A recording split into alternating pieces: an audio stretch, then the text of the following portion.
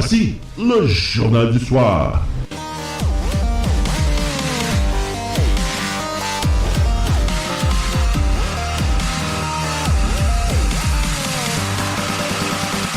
Et voici vos animateurs. Et oui, bonsoir, mesdames et messieurs, et bienvenue à cette édition du Journal du Soir. Attendez, je vais baisser un peu mon micro. En ce 2 juillet 2019, Carl Brochu est là. Salut, Carl, comment ça va ce soir? Ça va très bien, François, en direct de Chambly, mon nouveau studio. Quel beau décor! Quel beau fond de scène, mon Carl! Je vois ça actuellement, le coucher de soleil, toi tout bronzé. Écoute, on peut pas demander mieux. Merci, merci. Ça te prend seulement qu'un radio Infocité là, à ta gauche, là, en haut de l'arbre là, qu'il y a là, dans la fenêtre. Là, puis, écoute, le tour, ça va être le plus beau décor de toutes les radios du monde entier. Ah ben là, je suis content, puis c'est ça, tant mieux si on fait Radio Infocité. Puis effectivement, je vais faire quelques émissions de ma vue là derrière. Puis j'ai pas fini encore, mais je suis en train de me faire un petit studio dans ma salle de lavage parce que on fait souvent l'émission tard le soir.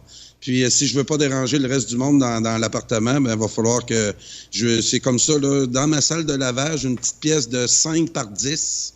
J'étais en train d'organiser là, tout mon ordi là-dedans. Puis, on va pouvoir aussi tenir des émissions dans l'autre petit studio. Oui, puis dans la salle de lavage, on va faire du brassage. Oui, monsieur. On va laver du linge sale. On va laver notre linge sale en famille. Et moi, ça s'en vient, mon cher Carl. Un autre studio aussi. 2 autres studios qui s'en viennent. Même 3. Il y a Denis Laberge qui va être avec nous tantôt, qui va vouloir... s'équiper aussi, mais il y a un studio bientôt, je vous l'annonce, mesdames et messieurs. Bonsoir à tous les comploteux. Ça, c'est Hot Cactus qui nous parle. Bonsoir, Hot Cactus. Bonsoir tout le monde qui se joigne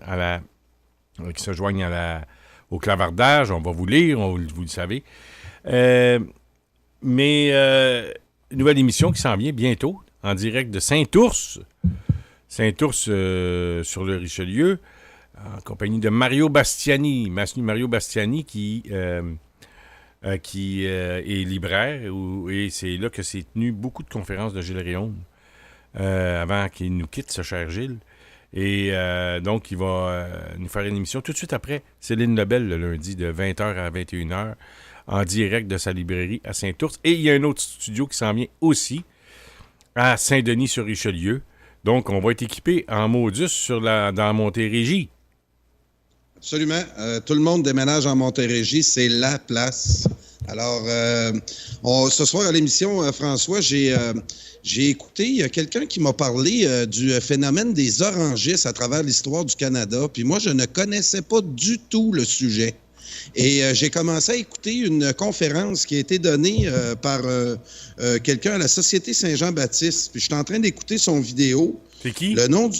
je vais te le dire, le nom du monsieur, c'est, de petites secondes, Pierre-Luc Bégin. Oui, je connais. C'est un gars qui était avec Patrick Bourgeois dans le mouvement. Attends, j'oublie le nom, là, ça fait longtemps. En tout cas, vous me le rappellerez, là, ceux qui sont sur le clavardage. C'était des jeunes là, à l'époque. Là. Oui, Pierre-Luc Bégin était dans ce groupe-là. Et, mais je suis content que tu m'en parles parce que, tu sais, c'est pas loin du Ku Klux Klan là-dedans. Il y a du Ku Klux Klan là-dedans. Là, hein? Oui, absolument. Puis, écoute, j'ai écouté, la vidéo dure 2 heures. Je l'ai partagée sur ma page Facebook. Je vais t'en parler dans les autres émissions parce que dans le débat actuel du projet de loi 21 où on nous traite de racistes, moi, c'est drôle, mais ça fait à plusieurs reprises, il y a dans l'histoire canadienne des histoires racistes envers les francophones et les Québécois. Il faut que je te fasse un aveu. Oui. Il y a des gens qui me souhaitaient, non pas pour me taquiner, des gens, en tout cas 2, là, il y en a 2 de ceux-là, de Québec solidaire, qui m'ont souhaité un bon 1er juillet. Et je leur ai dit, vous fêterez ça. Vous autres, le pays le plus raciste au monde envers sa minorité francophone. Allez-y, fêtez ça. Allez, fêtez ça.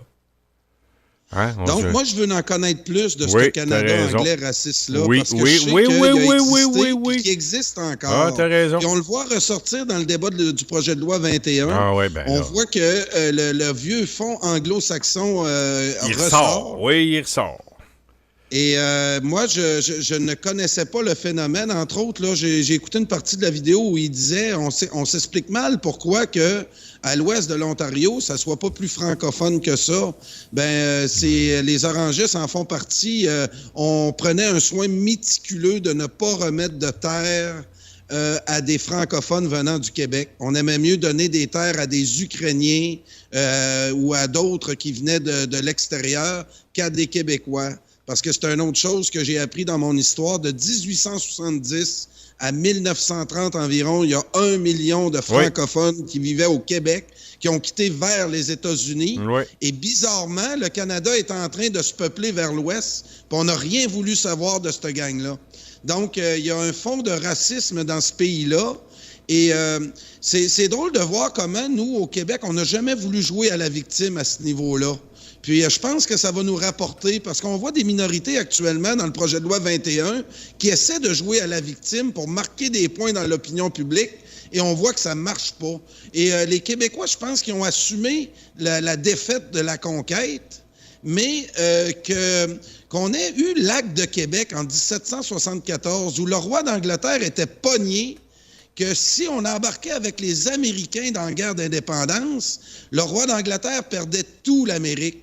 Alors, moi, j'ai appris souvent à mes étudiants qu'en 1774, on va changer la Constitution canadienne, britannique, pour donner un cadeau aux francophones, entre autres au clergé, pour garder leur influence en Amérique.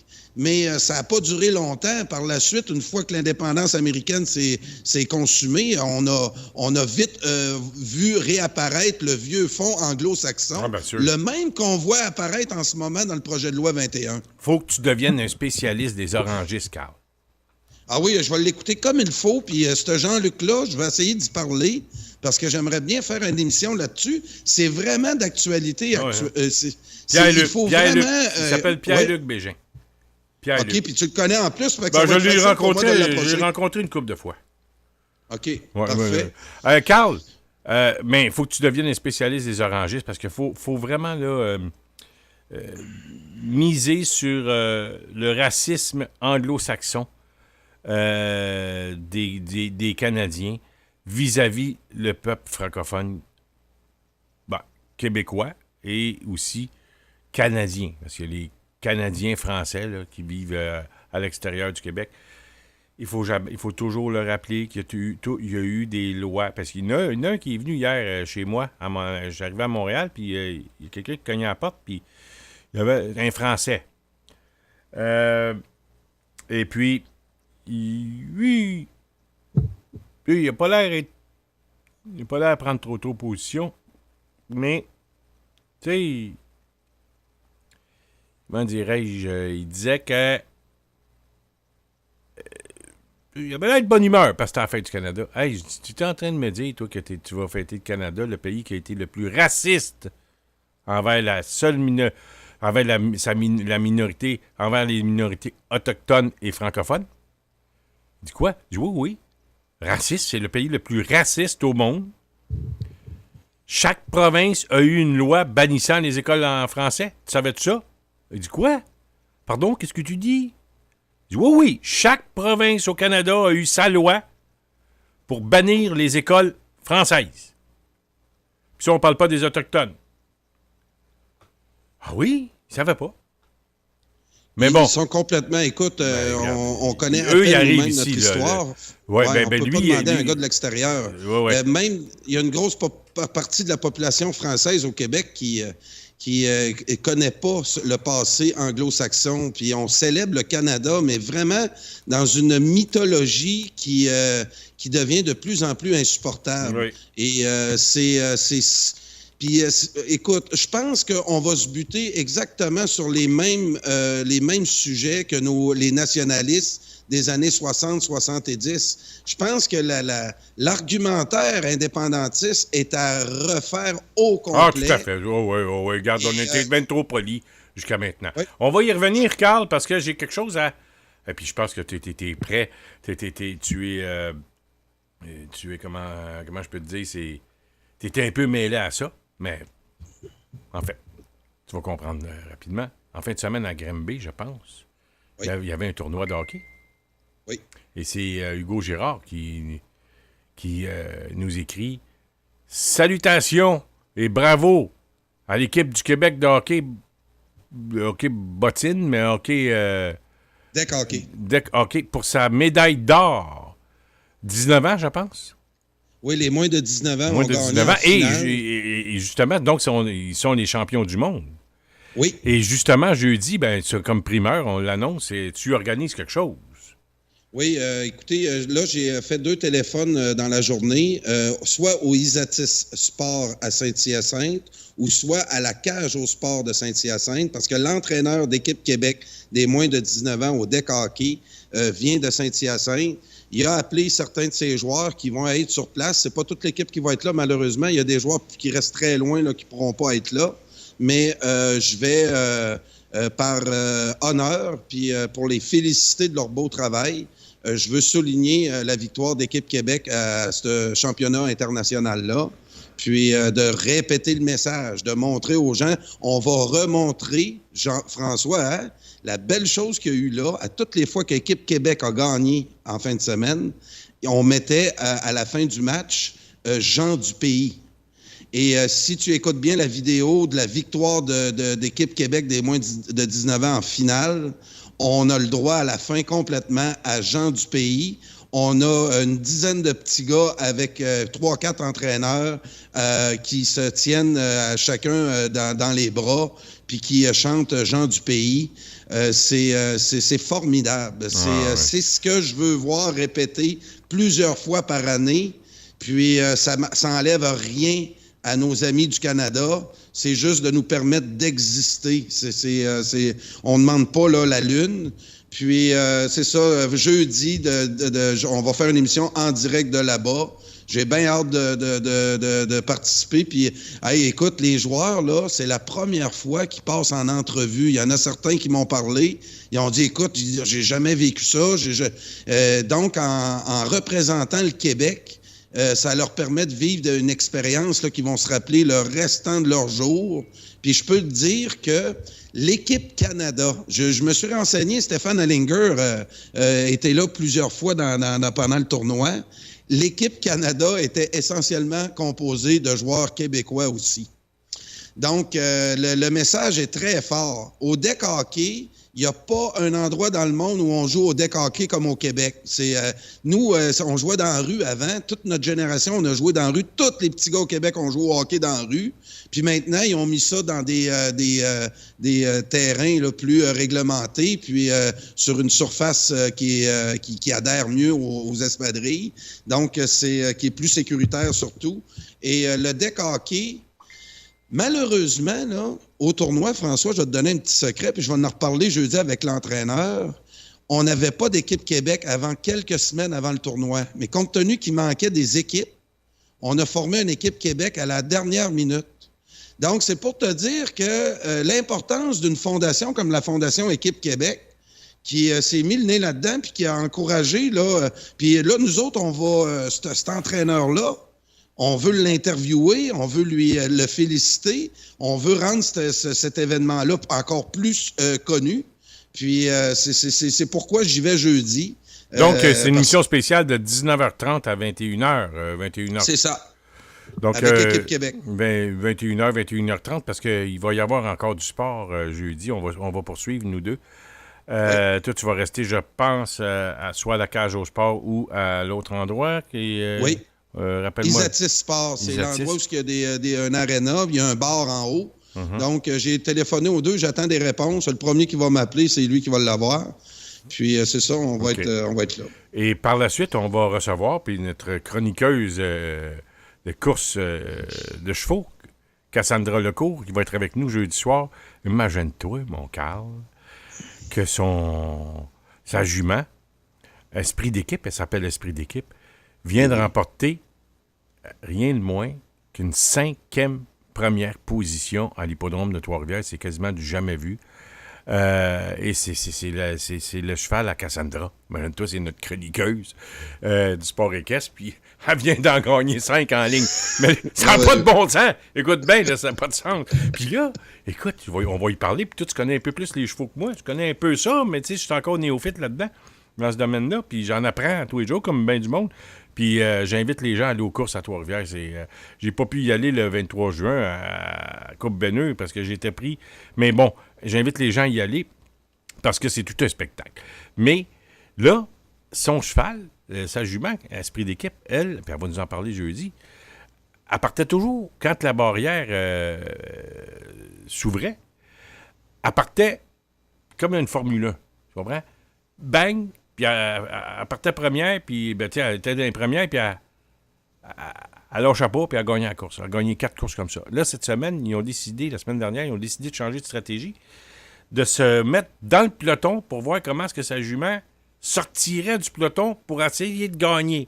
Ben, imagine-toi, elle a sorti du peloton, elle a trouvé une manière de sortir du peloton, puis paf, elle a pris le vent. Puis écoute, je l'ai vu, elle m'a montré la course, j'étais allé la voir...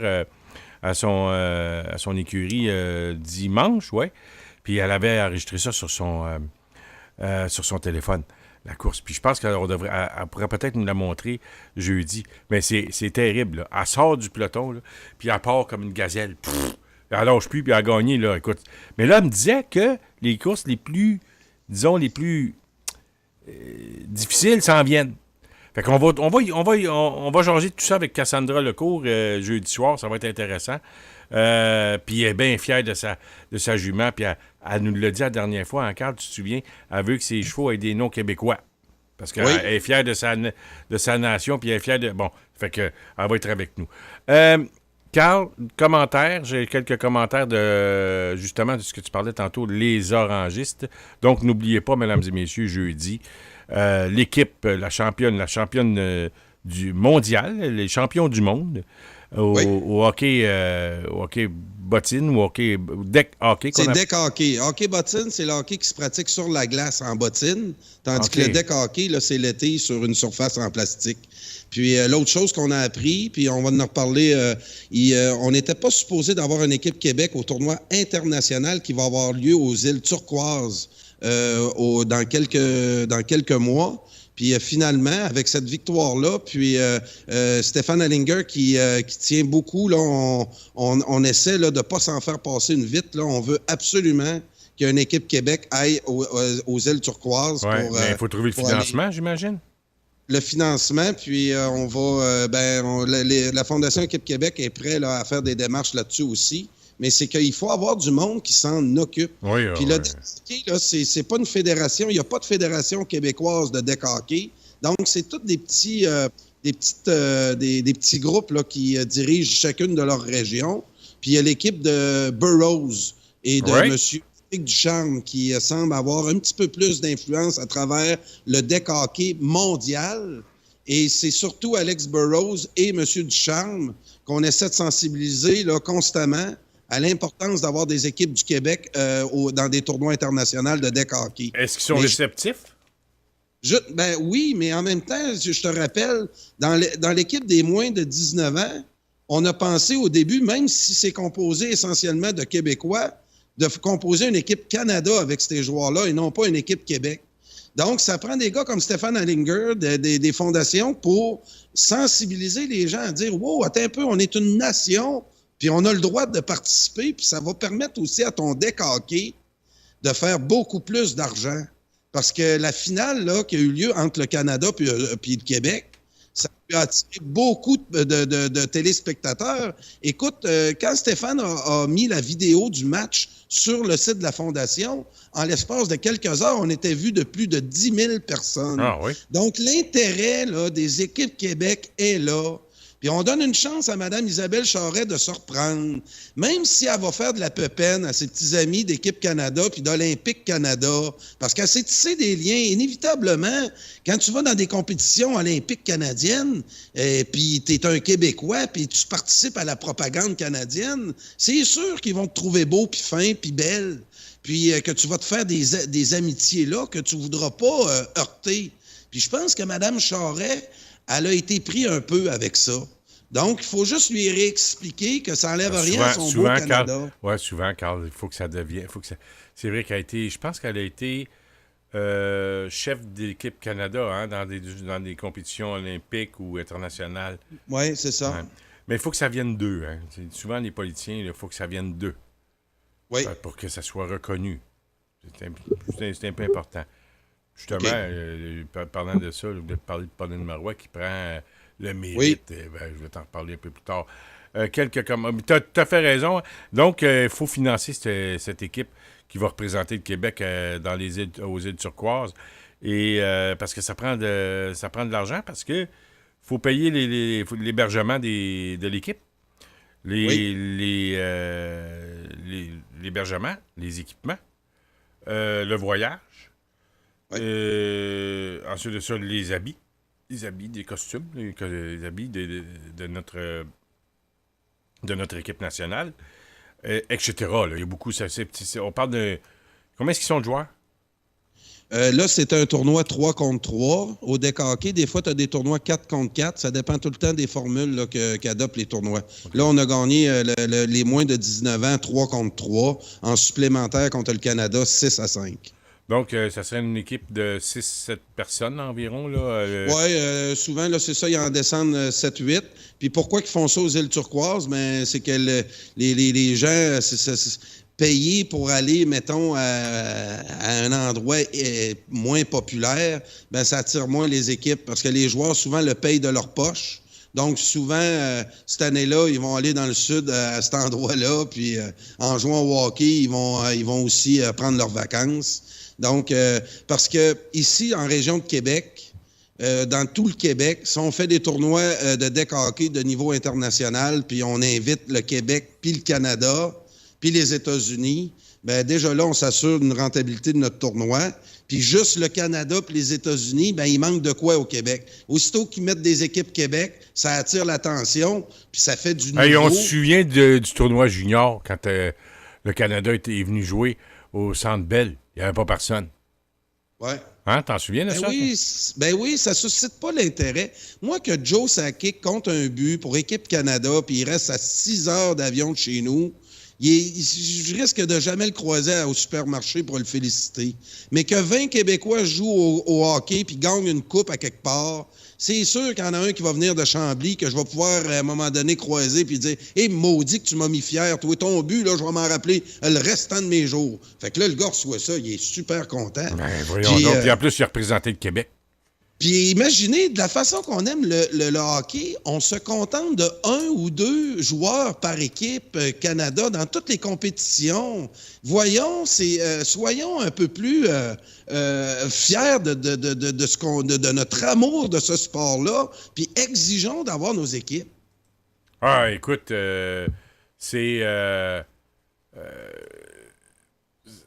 c'est une fierté que les joueurs, puis les parents, les frères, les sœurs, la famille, les cousins, ils se disent hey, mettons que le jeune s'appelle, disons, Gabriel, disons. Puis c'est le cousin, puis c'est son cousin. Hey, mon cousin Gabriel est dans l'équipe Québec, il s'en va représenter le Québec aux îles Turquoises. J'aimerais ça qu'il gagne les championnats mondiaux. Il gagne, mettons. Il revient. Ah, ben là, tout le monde va le féliciter, puis ça va être... peut-être que, vu que c'est de deck hockey, ils ne seront pas reconnus là, partout, là, mais c'est pas grave, ça. C'est pas chez les Nordiques ou chez les Canadiens. François, hein? Oui. Le sport le plus pratiqué au Québec, c'est quoi? Le hockey. Le hockey bottine. Lequel? Ben, le hockey. Oui, le deck hockey. Le deck hockey. Oui, c'est vrai, mon fils joue. C'est le sport le plus pratiqué au Québec. Oui, mon fils joue. Et puis, j'ai un jeune que je connais, puis il vient de France. Ça fait quelques années qu'il est ici, peut-être 7-8, une dizaine d'années, mettons. Il est arrivé à 13 ans, puis il a 23 ans. Puis il a commencé à jouer. Parce que qu'est-ce qui est dur au hockey, c'est souvent de synchroniser tes patins puis tes mains ensemble. Ouais. Tandis qu'au deck hockey, Pierre-Jean-Jacques peut tout jouer à ça. Puis souvent, les joueurs qui n'ont pas eu une carrière au hockey patin vont dans le deck hockey. Puis c'est pour ça qu'au Québec, on est très, très fort. On a fourni les joueurs pour Équipe Canada, des moins de 19 ans. des joueurs de l'équipe Canada de moins de 17 ans, puis on a formé 2 équipes Québec. Puis l'équipe Québec des moins de 17 ans, on n'a pas pris les meilleurs joueurs. On a semblé faire ça assez rapidement, l'équipe Québec. Mais les 19 ans et moins, eux, l'entraîneur qui a pris l'équipe a refait l'équipe au complet. A été chercher des joueurs partout au Québec. Parce que l'équipe Canada semble avoir été fait plus là entre des joueurs de la région de Montréal, tandis que... Mais on va en savoir plus à l'émission jeudi. Donc, oui, ça va être intéressant. Donc, en direct de Saint-Hyacinthe, de 19h30 à 21h, 21h30. On va faire un marathon de radio jeudi soir. Et par la suite, Cassandra Lecourt va être avec nous. Et tout de suite après ça, on va continuer puis on va finir ça en politique, comme d'habitude. C'est ça. Carl... À quelle heure t'as dit, François, qu'on commençait jeudi? 19h30. 19h30. C'est ça, excuse-moi, j'avais compris 9h. Je veux que les auditeurs sachent. Non, 19h30 pour ce qui est de l'émission spéciale, Radio Infosport. Et par la suite, on va continuer au Journal du soir et comme notre émission quotidienne. Et on va avoir, comme je disais tantôt, Cassandra. Et on va terminer ça en politique, comme d'habitude. J'aimerais te lire Puis François, le fameux prix Steinbeu qui est rendu, c'est rendu connu quasiment à travers toute la francophonie. Oui. Tout le monde veut l'avoir, le prix Steinbeu. Ils ne l'auront pas parce qu'il nous appartient. Là, ça travaille fort. Hein? Ils ne l'auront pas parce que ça nous appartient, le prix Steinbeu.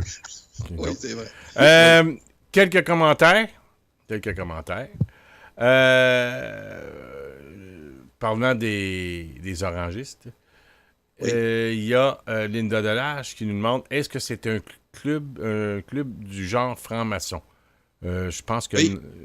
Tu penses que oui, toi non? Je pense oui, ils ont des loges à travers le Canada. Ah oui, mais OK, c'est la structure, oui.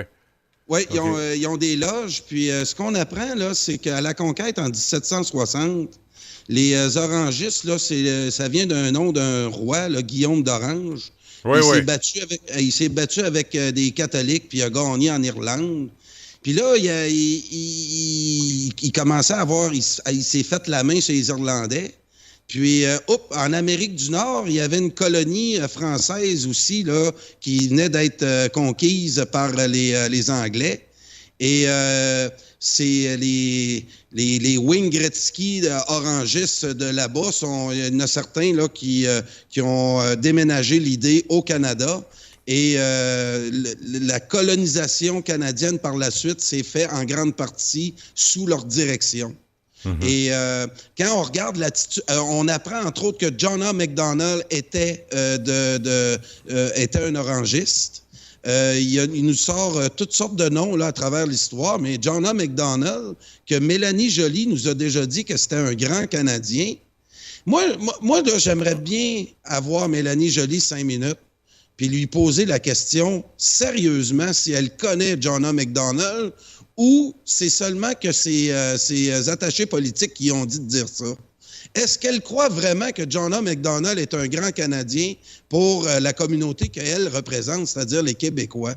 Parce qu'il faut commencer à se regarder de même. Hugo Girard, la semaine passée, il y a une très belle image en disant que les Québécois, on était comme considérés un peuple autochtone qui est juste prêt à s'assimiler puis qu'on fasse disparaître.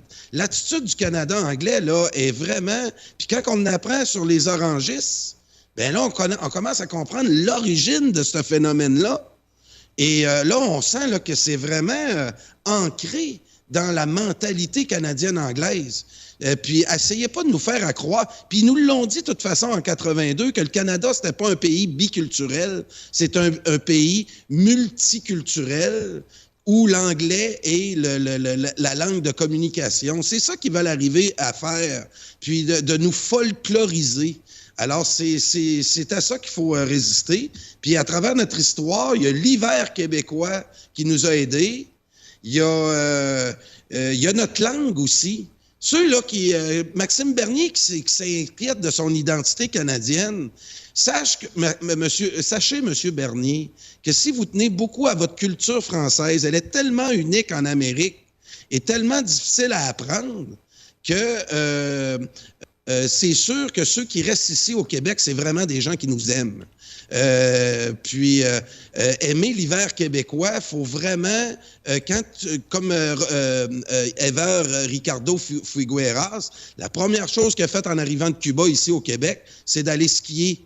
Et il a adopté l'hiver tout de suite, puis il adore l'hiver, il attend tout le temps les premières chutes de neige.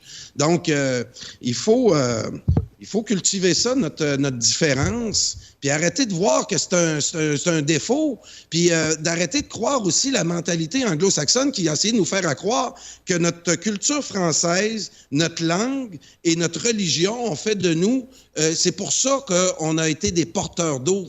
Parce que dans nos mentalités à nous autres, commercer, faire de l'argent, il y en a beaucoup qui nous disent ça, hein, les Québécois, on a de la misère avec l'argent.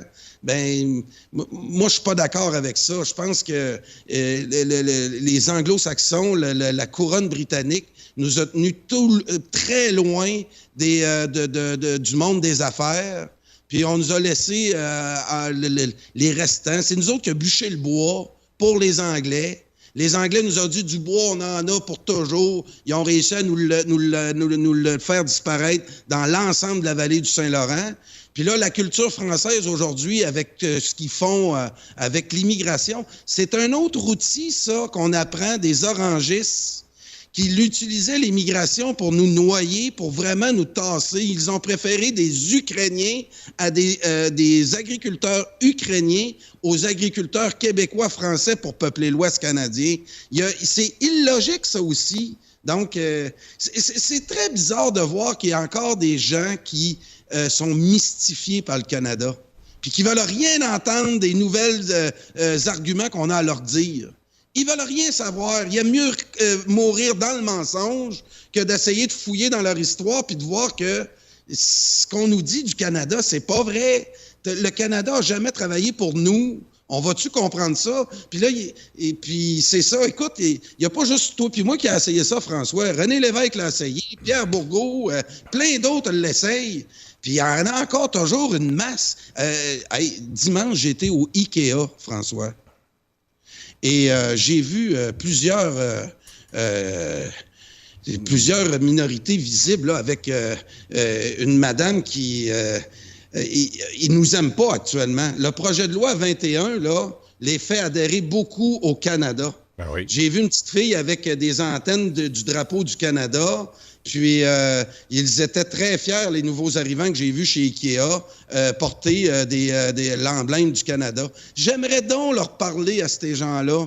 Comme tu as dit à ton Français, écoute, sais-tu que si c'était pas du Québec, tu viendrais vivre en Amérique, il faudrait que tu apprennes l'anglais si tu veux fonctionner. Là, tu as la chance de venir au Québec, dans le seul État français. Tu te sens quasiment chez vous en venant ici. Puis, il faudrait que tu comprennes le pourquoi de ça. Pourquoi que quand tu traverses encore l'océan Atlantique, ça parle encore français ici. Tu devrais comprendre la fragilité de ça. Ça, les Français, souvent, ne le comprennent pas. Ouais, ben, ils sont arrivés au Québec, puis ils connaissent pas l'histoire. Et, tu vois, je suis allé, justement, hier, à Saint-Denis, sur Richelieu. Il y avait une petite rencontre à la petite école, l'ancienne petite école, avec, en tout cas, le groupe d'O'Neill Perrier et le vieux du village, comme je l'appelle. Il est rendu à 91 ou 92 ans. Il connaît toute l'histoire des Patriotes sur le bout de ses doigts. Et je leur ai dit, il le sait d'ailleurs, que Carl Brochu et moi, on va faire une visite à O'Neill et on va faire les 20 quelques lieux historique de Saint-Denis-sur-Richelieu. On va tout filmer ça, mesdames et messieurs, pour vous, pour l'histoire. Et on fera pas ça dans l'été prochain. On fera pas ça dans 2 étés ou 3, parce qu'on sait qu'à 90-95 ans, le vieux O'Neill, il peut partir rapidement. C'est comme ça que ça se passe, hein, c'est la vie. Oui. Puis là, il est très en forme. Hein, je te dis, il est très en forme, mais on n'attendra pas. J'ai dit à O'Neill hier, j'ai dit, écoute, on n'a pas le temps de ce temps-ci parce qu'on est dans la période des déménagements. Carl Brochu déménage en fin de semaine, donc on va lui laisser le temps de se placer chez lui. Et tout de suite après, on s'en vient J'ai annoncé ça aux gens qui étaient à la réunion hier. On s'en vient ici à Saint-Denis pour filmer et immortaliser la bataille de 1837 à Saint-Denis-sur-Richelieu et des lieux historiques. Et il faut savoir qu'il y a des patriotes qui sont dans le cimetière à Saint-Denis-sur-Richelieu. Et la cloche, quand vous passez, quand vous regardez l'église en face, la cloche de droite, la cloche de la liberté, c'est cette cloche qui a sonné pour alerter tous les gens sur le Richelieu pour dire que les Anglais s'en venaient. Bien, c'est la cloche qu'on appelle Marguerite Michel, mais en fait, on devrait l'appeler la cloche de la liberté. O'Neill Perrier la nomme la cloche de la liberté. Au même titre que la cloche de la liberté à Philadelphie. Et donc, elle est à Saint-Denis-sur-Richelieu. Elle fonctionne encore, elle sonne encore. C'est la même que celle de 1837. On va tout aller capter ça. Et je pense que même à l'époque, parce qu'il faut savoir que les Patriotes ont gagné à Saint-Denis sur le Richelieu. Mais 2 ou 3 semaines plus tard, les Anglais sont revenus.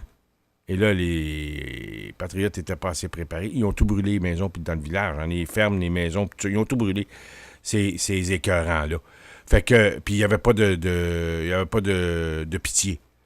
Les animaux, on violait les femmes, on brûlait les maisons, on brûlait les granges. Ça, c'est à part du discours. Allez donc écouter, mesdames et messieurs, le discours de Pierre Bourgault, quand il parle des lois qui ont été faites au Canada pour bannir les écoles françaises, l'assimilation. C'est écœurant ce que le Canada a fait. Écœurant. Mais ça, on n'en parle pas. On a mieux les petites chaussettes de Justin Trudeau. En passant, parlant de Justin Trudeau, Carl, as-tu vu ça en fin de semaine? Ah oui, il faut en parler de ça. Écoute, ça n'a pas de bon sens, je serais gêné. Mais je vais lire quand même quelques commentaires parce qu'on avance dans le temps. Et il y a, bon, donc Linda Delage nous dit, les orangistes, est-ce un club du genre de franc-maçon? Donc oui, Carl nous répond que oui, parce qu'il y a des loges, etc. Carl va nous en parler plus un petit peu plus tard quand il va être un peu plus renseigné. Oui. Mais c'est un sujet qu'on va traiter puis qu'on ne cessera pas de traiter parce que c'est la vérité qui va sortir d'ici, mesdames et messieurs. On ne commencera pas à faire de demi-quartier puis de dire j'ai joué là, aux postes de radio qui sont complaisants. Non, on va dire les vraies affaires ici à Radio Infocité, au Journal du Soir. Carl Brochu, François Saint-Louis. Restez avec nous cet automne. On va avoir des dossiers assez pétillants, mesdames et messieurs. Je continue de Novican qui nous dit j'allais justement vous parler du Ku Klux Klan et du Doric Club. Est-ce qu'on fait une association, Novi? On va approfondir ça c'est certain. Et Novican qui poursuit en nous disant que le Doric Club est un groupe paramilitaire radical formé en opposition au Parti patriote, bien sûr. Ça, on s'en doutait bien. Même Pierre Falardeau. Allez voir le film aussi. Le film de Pierre Falardeau, comment ça s'appelle déjà? Le Temps des bouffons. Le Temps des bouffons. Linda Delage nous dit, elle pose la question à Novican s'il connaît les orangistes. Ben, on va en faire un dossier prioritaire. Linda, craignez rien ici. Carl va s'occuper de ça. Puis même, on va aller chercher Pierre-Luc Bégin. Puis on va en parler du racisme canadien. Soyez certains, parce qu'on ne laissera plus. Là, il y a la loi 21. On s'essaye, là. Pallister, comment ça s'appelle? Brian Pallister? Brian Pallister. Oui, monsieur, on va en parler de Brian Pallister. Carole Vachon qui nous dit... attendez, j'ai oublié. Carl et son genre du pays, il y tient. Ben, moi, oui, mais ce qu'il faut comprendre, Carole, c'est pas nécessairement ce que Carl tient. T'étais fier d'entendre ça, je peux comprendre.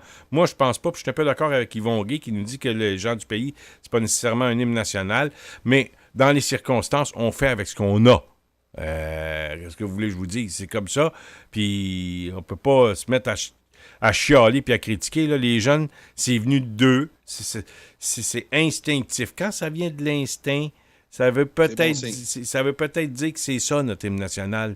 Oui. Qu'on l'aime moins, on aimerait mieux avoir quelque chose, moi, disons, de militaire, de tempo de marche. Mais pas vraiment. Pas toi?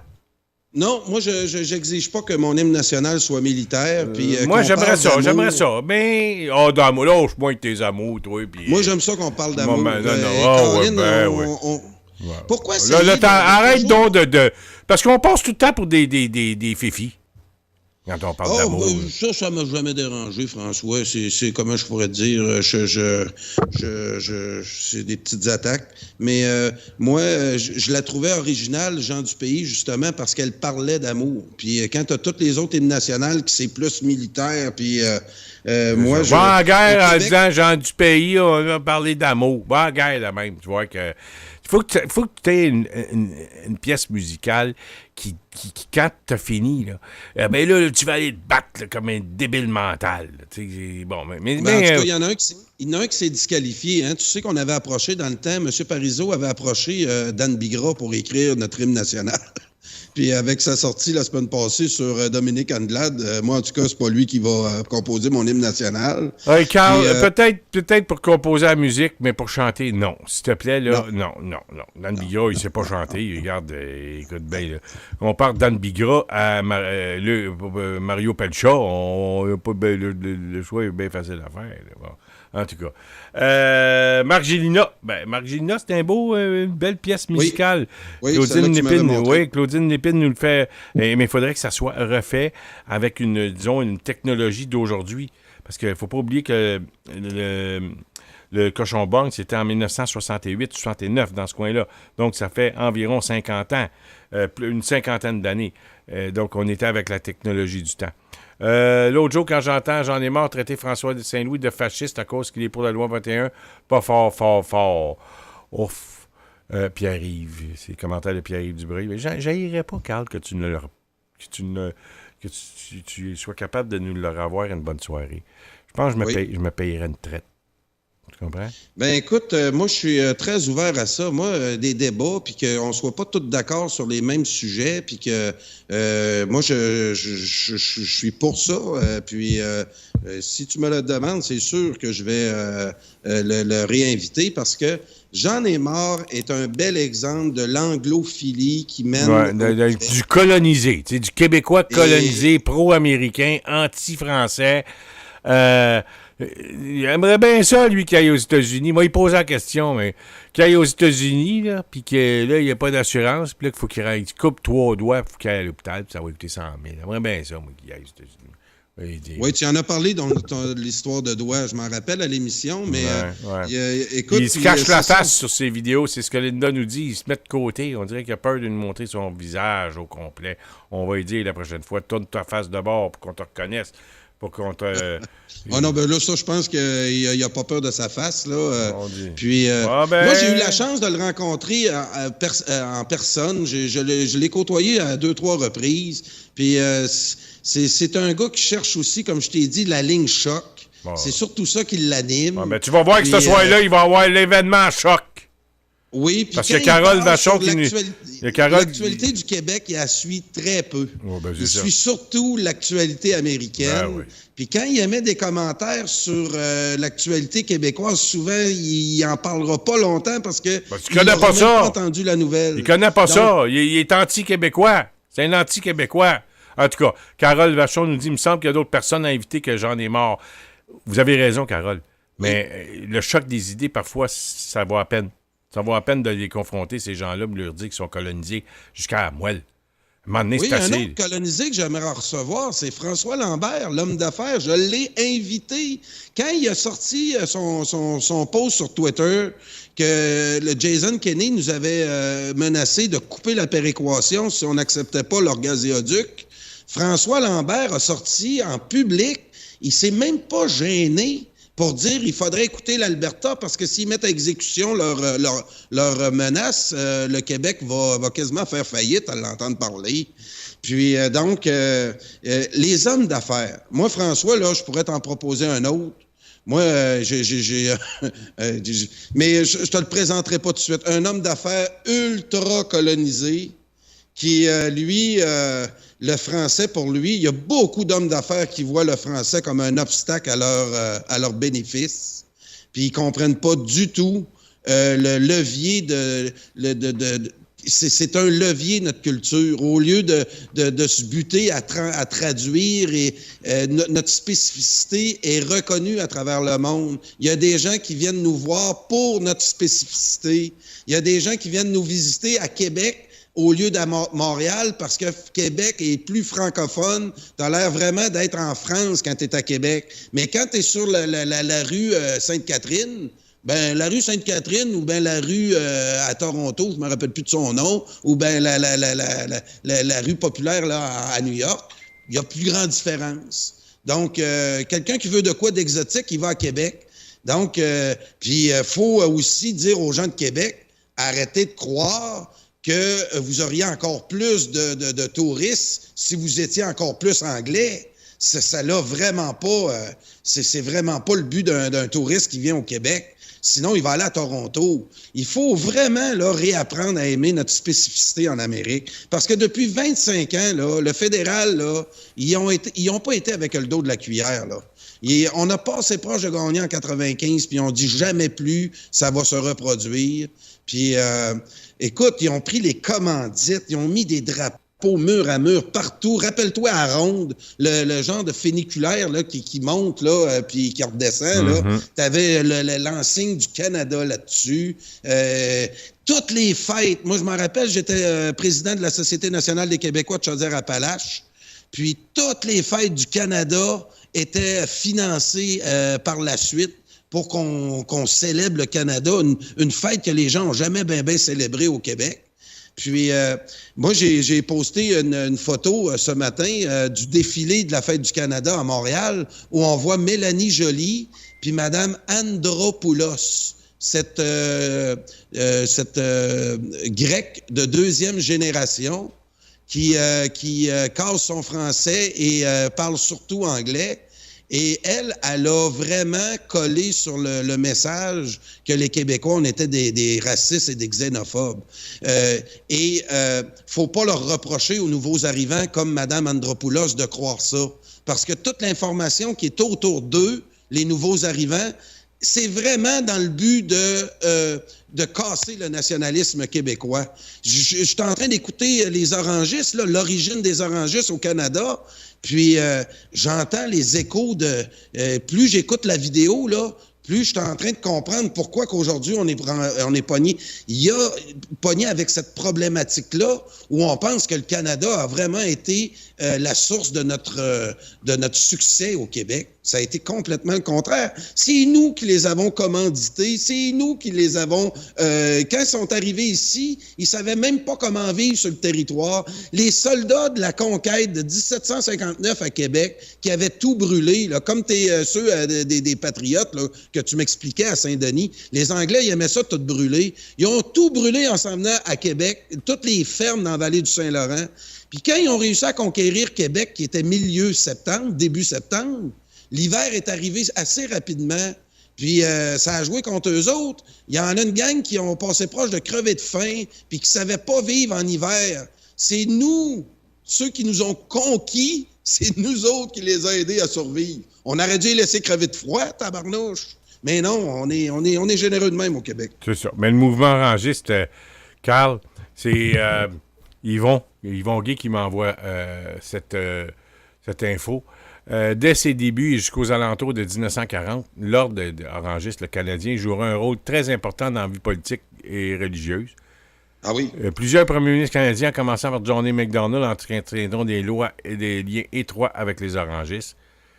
Il faut le dire, en Irlande, comme ici, les épisodes de violence et d'intolérance religieuse accompagnèrent souvent les activités et célébrations orangistes. Les textes qui suivent feront grandement état de la controverse et les luttes physiques et politiques que mènent les Irlandais catholiques et les Canadiens français aux orangistes québécois.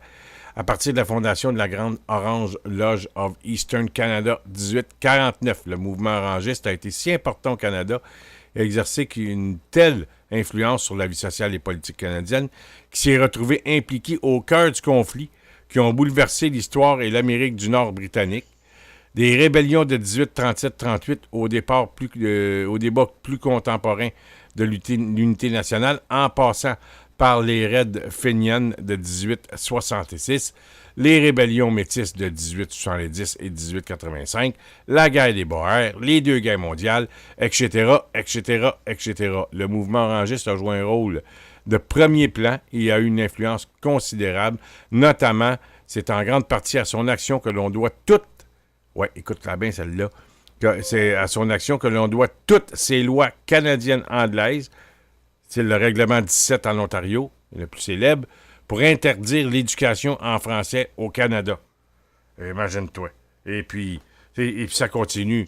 Oui, dans la vidéo, là, ils nous apprennent que la guerre a eu lieu entre le Guillaume d'Orange puis un autre là, en 1690. Puis nous autres, notre conquête est en 1760. Quand ils ont fini le cas des Irlandais, ben là, ils ont développé une expertise comment éliminer des catholiques. Puis en plus, nous autres, on avait le défaut de parler une autre langue. Donc, on était facilement identifiables. Alors, ça leur a permis de faire une job de bras, entre autres dans l'Ouest canadien. Louis Riel a subi la mentalité orangiste là, de plein fouet. Puis, quand tu regardes certains commentaires de John A. MacDonald qui sont encore présents là, dans les livres d'histoire, ses propos sont loin d'être très flatteurs à notre emploi. Et on peut aussi associer, Carl, les orangistes de l'époque, et il y en a encore bel et bien qui sont présents encore sur nos terres aujourd'hui. Et on parle de l'ordre d'Orange qui a suscité lui-même de nombreuses crises linguistiques et politiques, en plus des crises dans les écoles françaises au Canada anglais. On peut penser aux émeutes de 1820. C'est des violents en maudit, cette gang-là. Là. Oui, puis François, un de ceux qu'on peut dire que lui, il l'ignore pas, puis qui est un des nôtres, qui est vraiment, lui, il a frappé l'imaginaire de tous les Québécois, c'est Stéphane Dion. Stéphane Dion est un universitaire. Il a fait de longues études. Son père est un universitaire qui a fait de longues études. Lui ne doit pas ignorer le fait de ce fait-là au Canada. Léon Dion. Pourtant, il est très fédéraliste. Oui, tout à fait. Puis là, on parle des émeutes de 1820 et des années 1840 au Nouveau-Brunswick. À l'émeute Gavadzi, celle-là, je la connais pas. J'ai hâte d'apprendre, de savoir c'est quoi. Ou l'incendie, mon Carl, du Parlement de Montréal en 1849. Ça, c'est une des phases les plus racistes du Canada anglais mais c'est pas francophone. On parle de 1849. Oui. Mais on parle aussi du pétillement du drapeau québécois à Brockville en 1990. Pas loin, ça.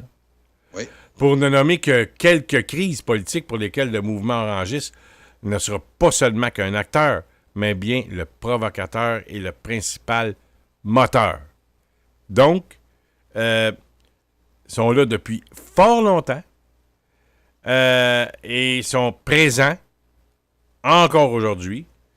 Et je peux te dire une chose, il y a les orangistes et il y a les colonisés. Le 24 juin dernier, je vais te parler de deux choses. Parce qu'il y a eu la fête du Canada dernièrement, là, il y a eu une journée ou deux. Là. On a vu la petite mairesse de Montréal s'enfiler une robe moulante, rouge, vif, et aller pavaner avec Mélanie Joly et autres pour se montrer la face. Ben oui, avec Andropoulos, c'est ça que je te parlais. Ouais. Et on a éclairé le pont Jacques-Cartier d'un rouge le 1er juillet. Mais là, j'ai vu quelques commentaires sur Facebook. Est-ce qu'il y a quelqu'un qui aurait photographié, pris en photo ou une prise de vue du pont Jacques-Cartier en bleu le 24 juin? Personne n'a été capable de trouver ça. Est-ce que c'est une commande? Je ne sais pas trop, là. Mais je peux te dire une chose, c'est quelque chose qu'il faut surveiller et travailler. Parce que le 24 juin prochain, il faut que le pont Jacques-Cartier soit en bleu. Puis on peut faire bien des affaires sur le pont Jacques-Cartier. On peut peut-être faire un drapeau du Québec. En tout cas, bleu, à tout le moins. Et c'est un petit message que je passe. Il y a aussi les orangistes, mais il y a aussi les colonisés. Le 24 juin dernier, Carl, on a invité, la Société Saint-Jean-Baptiste de Montréal a invité les Franco-Ontariens à la parade. Ils ont fait l'ouverture de la parade de la Saint-Jean-Baptiste. Et aujourd'hui, les Franco-Ontariens viennent de donner leur appui à la Commission scolaire English Montréal pour leur injonction contre le gouvernement pour qu'ils gardent leur école anglaise, qui sont aux 3/4 vides. On se comprend, là? Et les Franco-Ontariens qui... C'est ça, là. Les Franco, c'est comme les Acadiens. C'est colonisé à l'os. C'est nos frères de sang, là. Je veux bien. Oui. Mais bâtard, allumé. Mais, allumé. Mais, tu sais, quand nos propres Québécois, là, s'allument pas, nous autres non plus, ben c'est pour ça que radioinfocité.com existe. T'sais, on fait notre petit bout. On fait un petit bout de chemin. On peut pas tout faire, mais on fait notre bout. Mais excepté que quand on voit, puis là, ils veulent y aller, là. C'est le dernier geste que la commission scolaire English Montréal entreprend, là. C'est une injonction. Une injonction contre le gouvernement du Québec.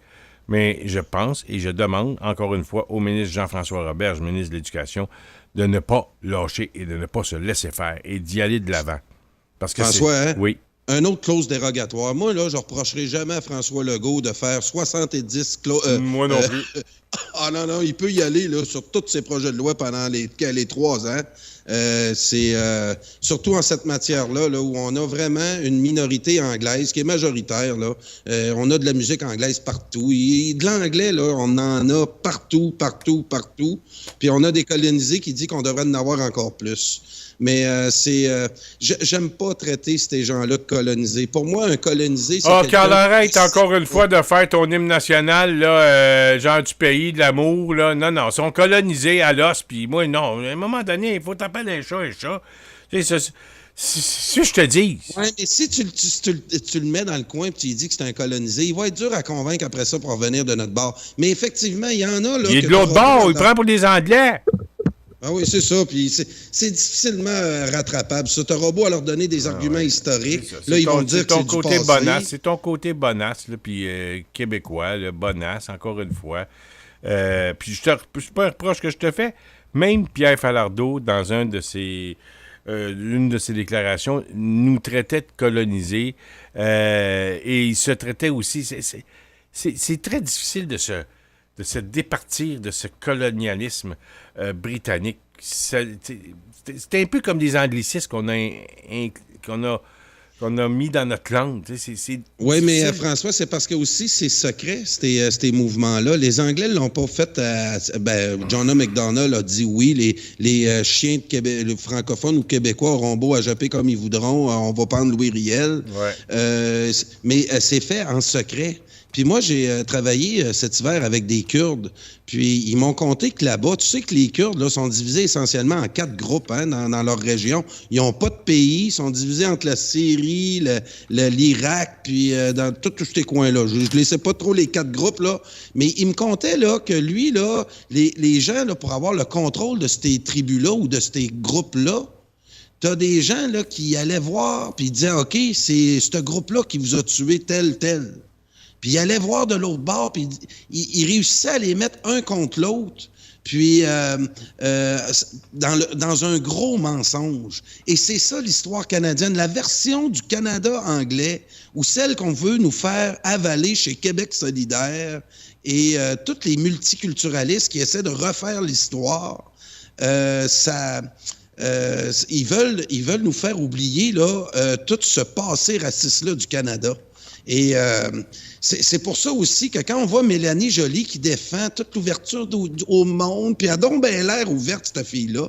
Andropoulos, la grecque de 2e génération, elle croit vraiment ce qu'elle dit, là, puis elle nous voit vraiment comme des racistes. Elle le croit vraiment. Elle mange de la merde, c'est pas plus compliqué que ça. Elle mange de la merde. Elle mange de la merde. Moi, à un moment donné, là, c'est assez de se faire de tendre l'autre joue, là, qu'elle aille chier, puis qu'elle mange de la merde.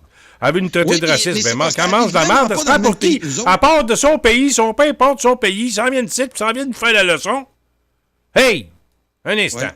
Ouais. J'ai vu de quoi, moi, aujourd'hui, là, sur une image. Ça vaut 1000 mots, des images. C'était marqué « Les Canadiens français sont des immigrants comme les autres ». Ah, ça, là. As-tu vu l'image? L'as-tu vu l'image? Oui. Tu vois l'image d'une forêt puis l'image d'une ville. Qui est toute construite. C'est ça la différence. Ça. La différence, c'est que nous autres, on est immigrés, puis il y avait une forêt vide. Ben, une forêt, rien. On a défriché. Là, les autres, la différence entre les autres immigrants, c'est qu'eux sont arrivés et tout est construit. Bon, ben, hein? Ah non, puis ça, c'est vraiment... Il y a bien des immigrants, là, puis là, ouais, le fasciste, là, et compagnie, là, ben, ils arrivent ici, là. Il y en a qui travaillent fort, des beaux diplômes, etc., mais il y en a qui profitent du système. Là, ils arrivent ici, puis ils profitent d'un petit système, là. Oui, C'est de dire ça, c'est grave. Ils profitent du système, parce que nous autres aussi, on en profite de notre système. On a construit un beau système, puis on en profite. Parce que nos parents, puis nos arrière-grands-parents, puis nos arrière-arrière-grands-parents, puis des années 18 puis 1900, on construit, on en profite. Mais eux autres, ils viennent profiter du système aussi. Là. Ah ben oui, c'est l'économie. On peut-tu dire ça, de profiter du système, Carl, en 2020, 2019? On peut-tu dire ça? Sans se faire traiter de tout et dons. Là. Parce que la bande d'imbéciles... Par la bande d'imbéciles qui veulent nous faire des leçons, des leçons de la vie. Regarde, des leçons de la vie, on peut en faire nous autres aussi. Fait que, ceci étant dit, on va faire une courte pause, Carl, si tu le veux bien. On a Denis Laberge qui est à l'autre bout du fil. On va parler évidemment du dossier des expos. Moi, je trouve que ça n'a pas de bon sens, cette affaire-là. D'amener un club de 2 villes, ils vont s'appeler comment? Mais il ne faut pas oublier, parce qu'on va continuer à parler de politique aussi, jusqu'à 23h, comme on fait à tous les soirs. Et puis, on va avoir un bout, on va parler des expos. Novikant qui dit « L'amour est dans la pelle qui creusera votre tombe, Monsieur Carl. » Mais ça, qu'est-ce que vous voulez? Faut que tu prennes la critique, hein, mon bon vieux Carl? Ah non, absolument. Puis, écoutez, moi, là, j'essaie d'enlever... la rivalité entre les peuples, c'est souvent l'élimination d'un des deux. Ça finit toujours par, à un moment donné, dans l'histoire, l'élimination d'un d'eux. On peut-tu penser en histoire à autre chose que vouloir éliminer son voisin et de juste vivre chez nous tranquillement? Il y a une rivalité qui est saine quand même. Le décorqué, c'est sain entre les peuples. Oui. Bon, mais oui, on veut pas éliminer les autres, on veut juste exister. Oui. C'est tout. Fait que c'est ça. On va faire une pause. On va aller voir Félix Aimé qui va nous dire que ça prend du cash à un moment donné à Radio Infocité. Là. Je sais que les vacances s'en viennent, mais n'êtes pas trop financieux, vous autres, là, ceux qui nous écoutez. Vous fouillez dans vos poches aussi de temps en temps. C'est bien beau nous écouter à tous les soirs, mais ça coûte de l'argent. Carl, tout ce qu'il a, il s'en va jeudi, là. Tout ce qu'il y a comme équipement, il l'a payé de sa poche, là, mesdames et messieurs. Pensez pas qu'on a une entreprise ici qui fournit l'équipement de tout le monde, là. Non, on fournit on demande aux gens de fouiller dans leurs poches, puis parfois, on achète pour équiper d'autres studios, comme un peu Mario Bastiani. Je ne suis pas pour vous demander de s'équiper, là. Mais il y a Antoine Beaubien qui va nous aider là-dedans, qui reste à Saint-Ours, qui va tout planifier ça. Donc, on va aller écouter Félix Aimé qui va vous relancer un peu pour avoir un peu d'argent. Tout de suite après, on va aller écouter une pièce musicale du Cochon Bong.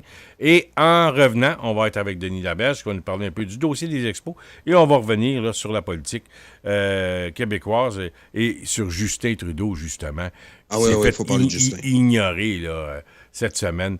Donc, restez avec nous, mesdames et messieurs. François, Carl... Oui, Carl. Je vais juste te dire, moi, là, je vais tout décollecter, puis je vais aller m'installer dans mon petit studio de 5x10, parce que là, j'ai du monde qui se couche. Puis, donc, je vais me déconnecter, puis je vais me reconnecter dans 5-10 minutes, OK? Excellent. Restez avec nous, mesdames et messieurs. Carl Brochu, François Saint-Louis et Denis Laberge vont être avec vous dès le retour de la pause.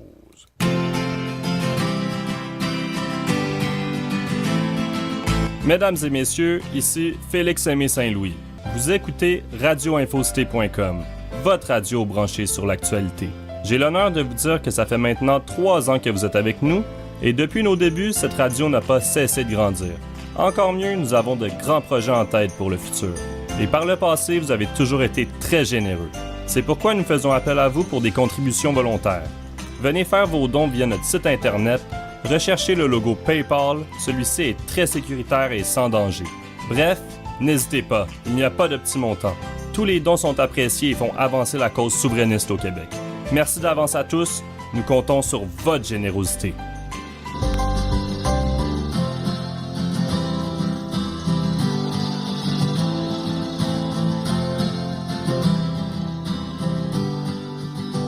Merci beaucoup. Merci beaucoup, mesdames, mesdemoiselles, messieurs. C'était sur une musique de M. Guy Béard et des paroles de M. Louis Libre. Et maintenant, de M. Claude Gauthier, le Grand Six-Pieds.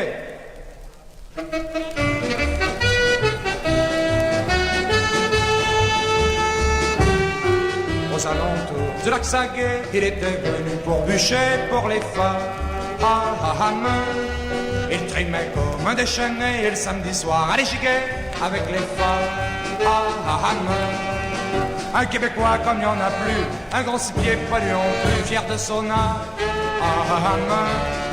Je suis de nationalité québécoise, française, et c'est bio, je les ai coupés à la sueur de mes deux pieds dans la terre glaise.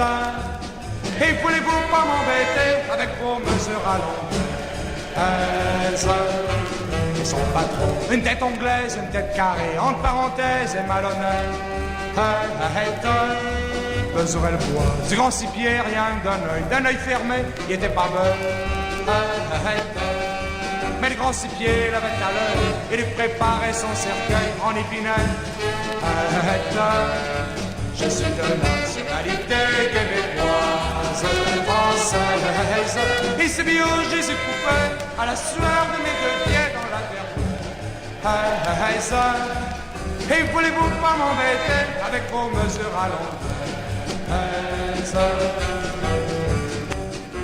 Puis ce matin, dans les rondins, il lui a gossé la moustache à coups de hache.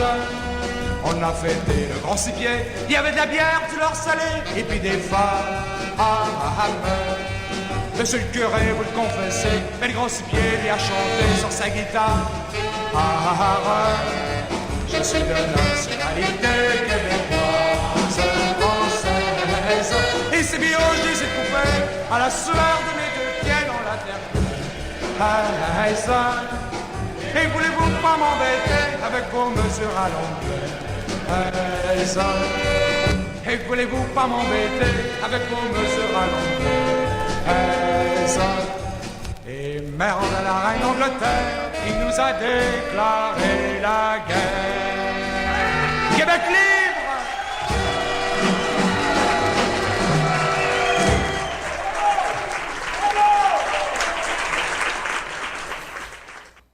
Et nous sommes de retour, mesdames et messieurs, au Journal du soir. Carl Brochu va se rejoindre à nous. Est-ce que tu restes à l'endroit où tu es, Carl?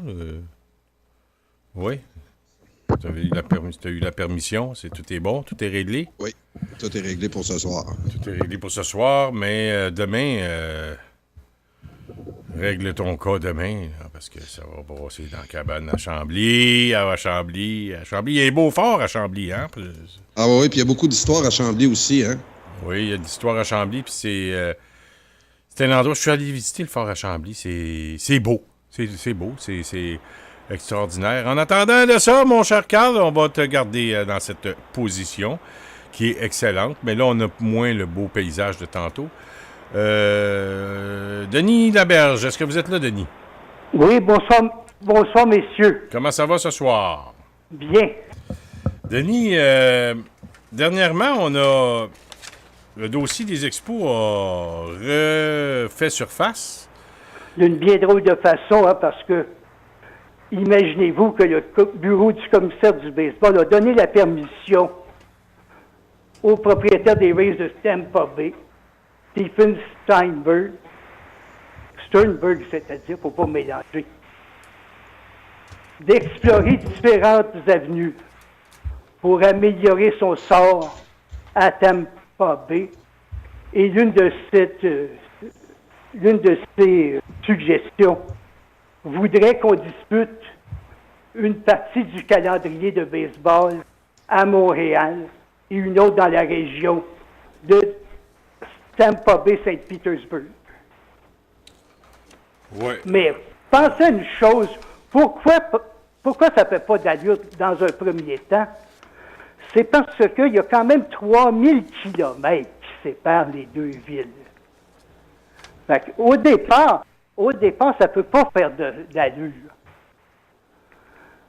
Si, par exemple, on décidait à un moment donné de faire alors en sorte que les Expos, une éventuelle équipe de baseball à Montréal, aient deux domiciles, soit Montréal ou, mettons, Québec, qui est à 250 km d'ici, ou Ottawa, qui est à 200 km d'ici. Si on jumelait Montréal et Québec, Mettons, il y a 81 parties locales dans une saison de baseball. On en joue les 2 tiers à Montréal, ce qui en fait 54, puis les 27 autres à Québec, à des dates qui sont clairement identifiées. Là, je dirais, ouais, on pourrait l'essayer, mais pas à 3000 kilomètres. Ça n'a pas d'allure. Ouais. Moi, ça, vous marquez un bon point, malgré que moi, là où j'ai de la difficulté à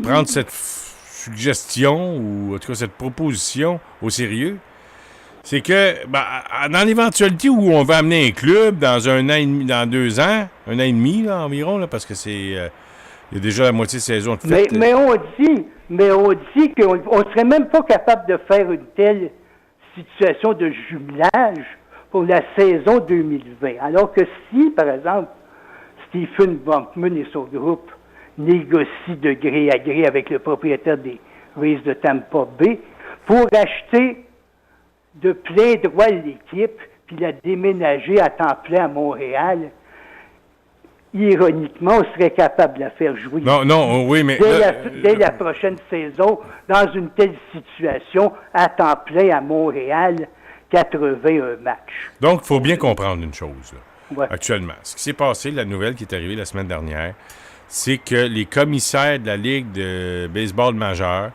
ont donné la permission aux 2 hommes de se parler Oui, et de négocier quelque chose. ben oui. Et est-ce qu'on pourrait, dans cette négociation, est-ce qu'il pourrait arriver, évidemment, il pourrait y avoir des recours judiciaires de Tampa Bay vis-à-vis le propriétaire actuel des Rays de Tampa Bay, mais est-ce qu'on pourrait s'attendre, est-ce qu'il pourrait arriver, est-ce que c'est possible de croire que le propriétaire des Rays de Tampa Bay déménage dans cette négociation avec Stephen Bronfman la concession carrément pour la saison 2020? À Complète. Montréal. Ouais. Tout est possible dans ça, absolument. Donc, les commissaires, eux, ont mandaté les 2 hommes de se parler, de se jaser. Ouais, de parler à faire, puis voir qu'est-ce qu'on peut faire pour accommoder tout le monde. Et puis, au fond, lors de son point de presse mercredi dernier à Montréal, Stephen Bronfman a bien joué son rôle. Il m'avait l'air de quelqu'un de très content de cette solution-là de partager entre la région de Tampa, Saint-Pétersbourg et ici à Montréal, la portion de la fin mars jusque, on pourrait dire, là, dépasser la fête des Patriotes fin mai à Tampa Bay, puis à partir d'un petit peu avant la fête de la Saint-Jean jusqu'à la fin de la saison à Montréal. Pourquoi? Parce que, au mois de juillet, juillet, août, à Tampa, puis en Floride, il pleut presque à tous les jours des orages de fin de journée, de durée plus ou moins longue. Alors qu'ici, bien, c'est plutôt les périodes au mois de mars, avril, mai qui feraient problème. Oui, mais les Expos Alors, ont quand même joué, et puis on peut commencer la saison à l'étranger, Ben deux, 3 semaines à l'étranger. Lorsqu'on avait le club à temps plein, jusqu'à temps qu'on ait un toit au stade olympique, de 1969 à 88, au fond, c'est ce qu'on faisait. Les Expos débutaient les 2 premières semaines dans des villes extérieures comme New York, Chicago, Cincinnati ou Saint-Louis. Puis autour du 15 avril, 13, 14, 15 avril, c'était la date traditionnelle de l'ouverture de la saison localement, que ce soit à l'ancien parc Jarry ou lorsque le stade olympique n'avait pas de toit. Ouais. C'est ça qu'on faisait. Oui, mais est-ce que le toit fait... Alors quand on a installé le toit sur le stade olympique, les Expos se sont mis à ouvrir leur calendrier. Oui, non, mais là, on va commencer par prendre le dossier étape par étape. Donc, le baseball majeur a décidé, a mandaté, a donné la permission aux gens de Montréal et de Tampa Bay de se parler et d'arriver avec une entente. Et donc, ils sont ouverts à ça. Oui. C'est ce qu'il faut comprendre. Maintenant, est-ce que le propriétaire là, des Rays de Tampa Bay, pensez-vous qu'il est intéressé à déménager son club? Il n'y a pas de l'air de ça, en tout cas. Il veut pas déménager son club? En tout cas, il donne pas cette impression-là. Ouais, OK. Donc, Oui, mais oui, Carl? François, je Ouais, tiens il dit, à te rappeler qu'un propriétaire d'une franchise comme ça dans une ville, il n'ira pas dire qu'il veut le vendre. C'est comme Marcel Aubu. Lui, en mettant pas une scène noire dans les Nordiques, si la transaction se faisait avec Colorado, ça lui donnait automatiquement 10 millions dans ses poches. Et on savait que Marcel Aubu travaillait la vente des Nordiques depuis plusieurs années avant sa vente. Et il n'a jamais dit qu'il voulait la vendre. Il a toujours laissé paraître qu'il voulait la garder à Québec. Donc, ça doit être la même chose là-bas.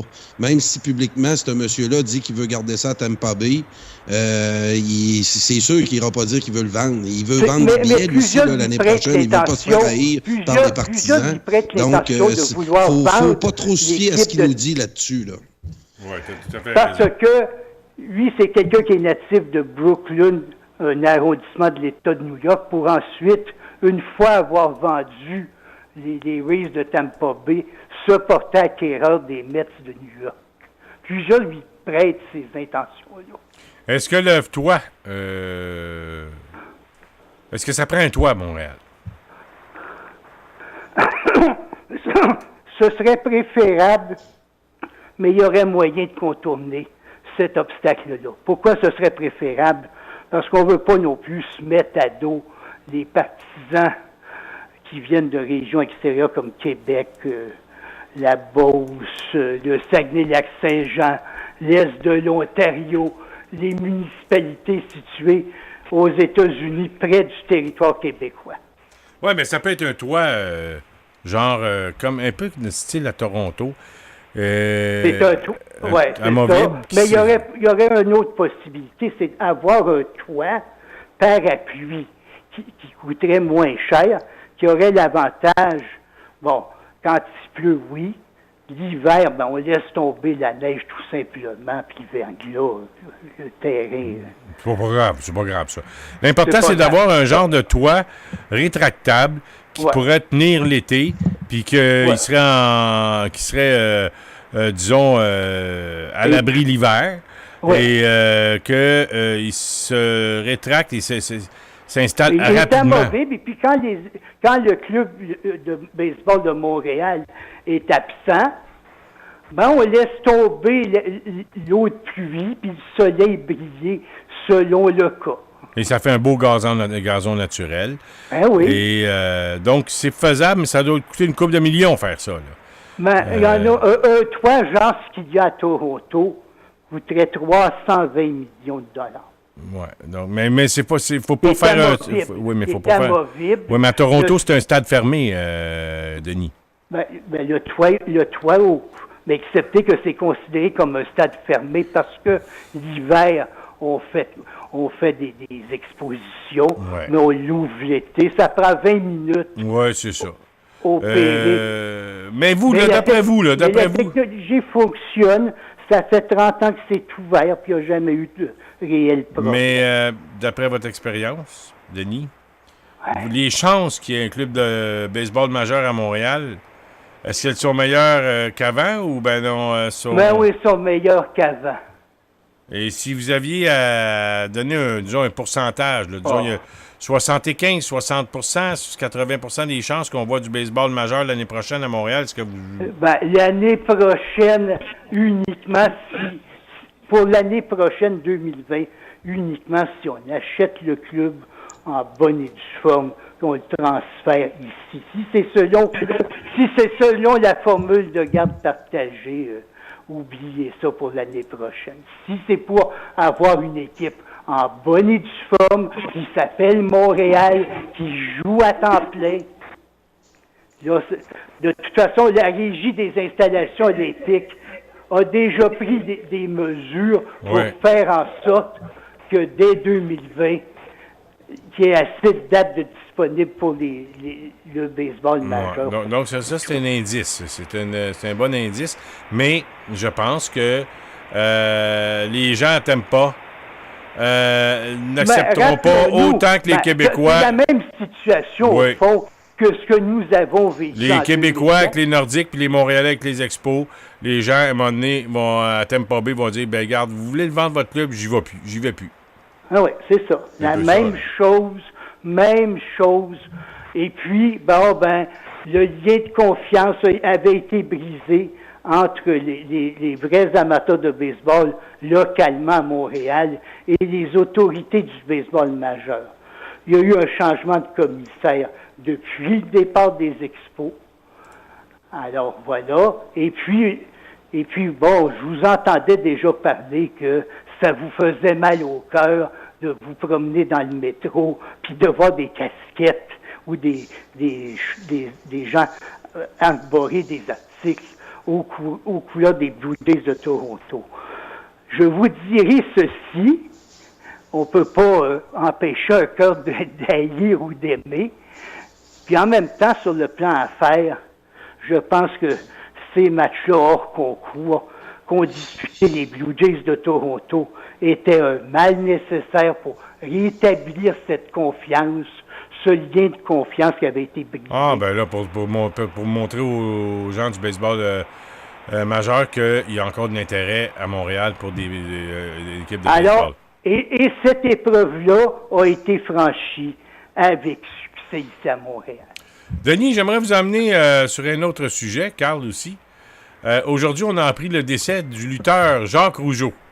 Ça a été une figure connue au Québec, le frère de Johnny Rougeau. C'est bien le frère de Johnny. Oui. Jacques Rougeau qui a été, pendant un certain temps, le garde de corps principal de René Lévesque. Oui. Ça a été son garde de corps et pendant plusieurs années. Et donc, Johnny Rougeau, lui, il est décédé, mais Jacques Rougeau est décédé aujourd'hui à l'âge de 89 ans. Ça a été une figure marquante de l'histoire du catch québécois, du catch de la lutte québécoise. Et je pense qu'on a perdu un grand Québécois, fier d'être Québécois, parce que ses fils, Raymond, Jacques, et il y en avait un autre, j'oublie l'autre, Raymond, Jacques, et en tout cas, ça va me revenir. Mais c'est des gens qui ont fait la promotion de la lutte jusqu'à dernièrement. Oui, vous allez me dire que la lutte s'est arrangée. On sait tous ça, que c'est arrangé.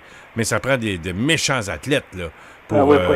Et j'ai pas pu m'empêcher de penser, quand j'ai vu ça, aux belles soirées de lutte, au centre Paul Sauvé. Ah, écoutez... Que ça fait mal au cœur. Ah oui, ça m'a bouleversé, c'est quand on a démoli le centre Paul Sauvé. Quand on a mis le pic là-dedans, puis le boum là-dedans. J'ai même pas voulu aller voir ça. Il y a une grande activité politique au centre Paul Sauvé. Hein. Oui. Alors, on sait que Jacques Rougeau a eu les frères Joe et Paul... Oui, les duos avec son frère Jean. Ouais. Ensuite de ça, avec toutes sortes d'autres lutteurs. Les Joe Leduc, Paul Leduc, il s'est battu contre The Sheik, contre Abdullah the Butcher. Il est encore vivant, Abdullah. Il est encore vivant, Abdullah the Butcher. Contre, il reste en Ontario. Il y avait l'Allemand, comment il s'appelait, l'Allemand? Souvenez-vous de l'Allemand? Je ne me souviens plus de l'Allemand, du nom de l'Allemand.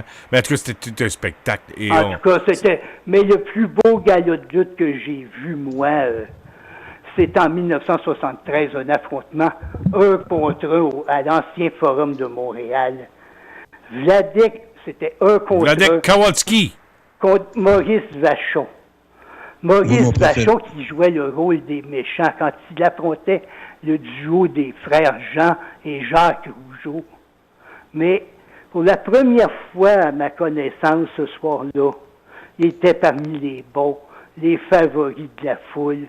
Puis quand tu es favori de la foule, pour un jour, comme ça a été le cas dans ce beau combat-là, il a été du bon côté de la foule pour le reste de sa carrière.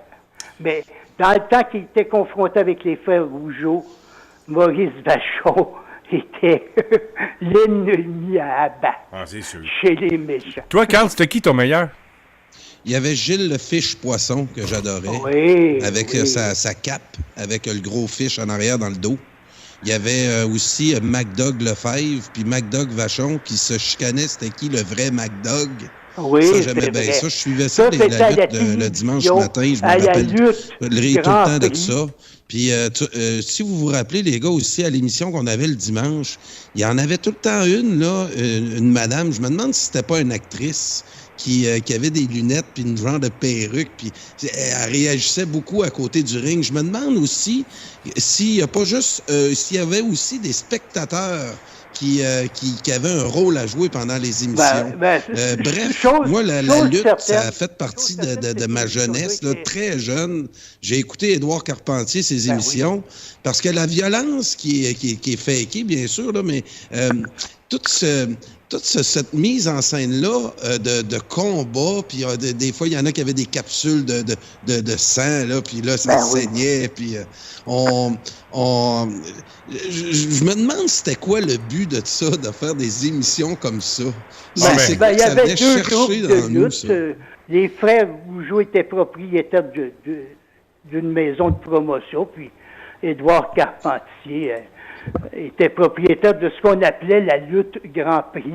La lutte Grand Prix, les émissions étaient tournées dans les studios d'un poste de télévision à Sherbrooke et c'était diffusé le dimanche matin.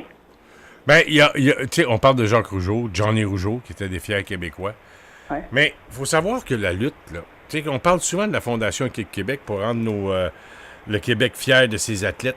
Il y a eu Maurice Richard, bien sûr, qui a été l'homme le plus populaire. Je pense que dans le 20e siècle, là, il y a eu Louis Cyr, toute catégorie confondue, sport, politique, spectacle. Il y a eu Louis Cyr, il y a eu René Lévesque, il y a eu Maurice Richard, mais il ne faut jamais oublier Yvon Robert. Non. Yvon Robert qui a été adulé par le peuple québécois.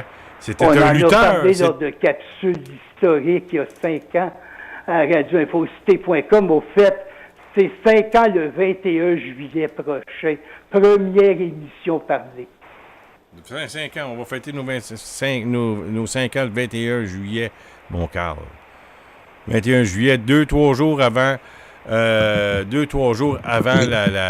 la déclaration du général de Gaulle, le fameux Vive le Québec libre, 24 juillet 1967.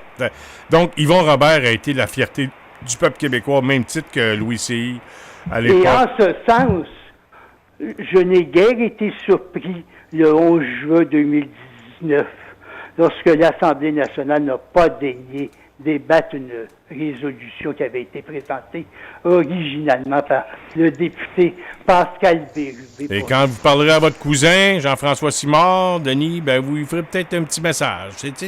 Un petit message bien placé de temps en temps, ça fait pas mal à personne. Je vais le voir le 20 et 21 juillet en passant. Excellent.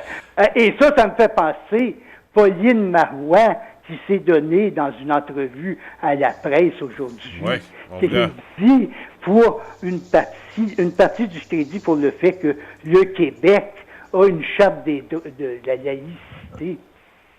Elle a le droit de dire ce qu'elle veut. Quant à ça, je pourrais bien dire que j'ai transporté la voix de Radio Infocité au peuple de l'Assemblée nationale.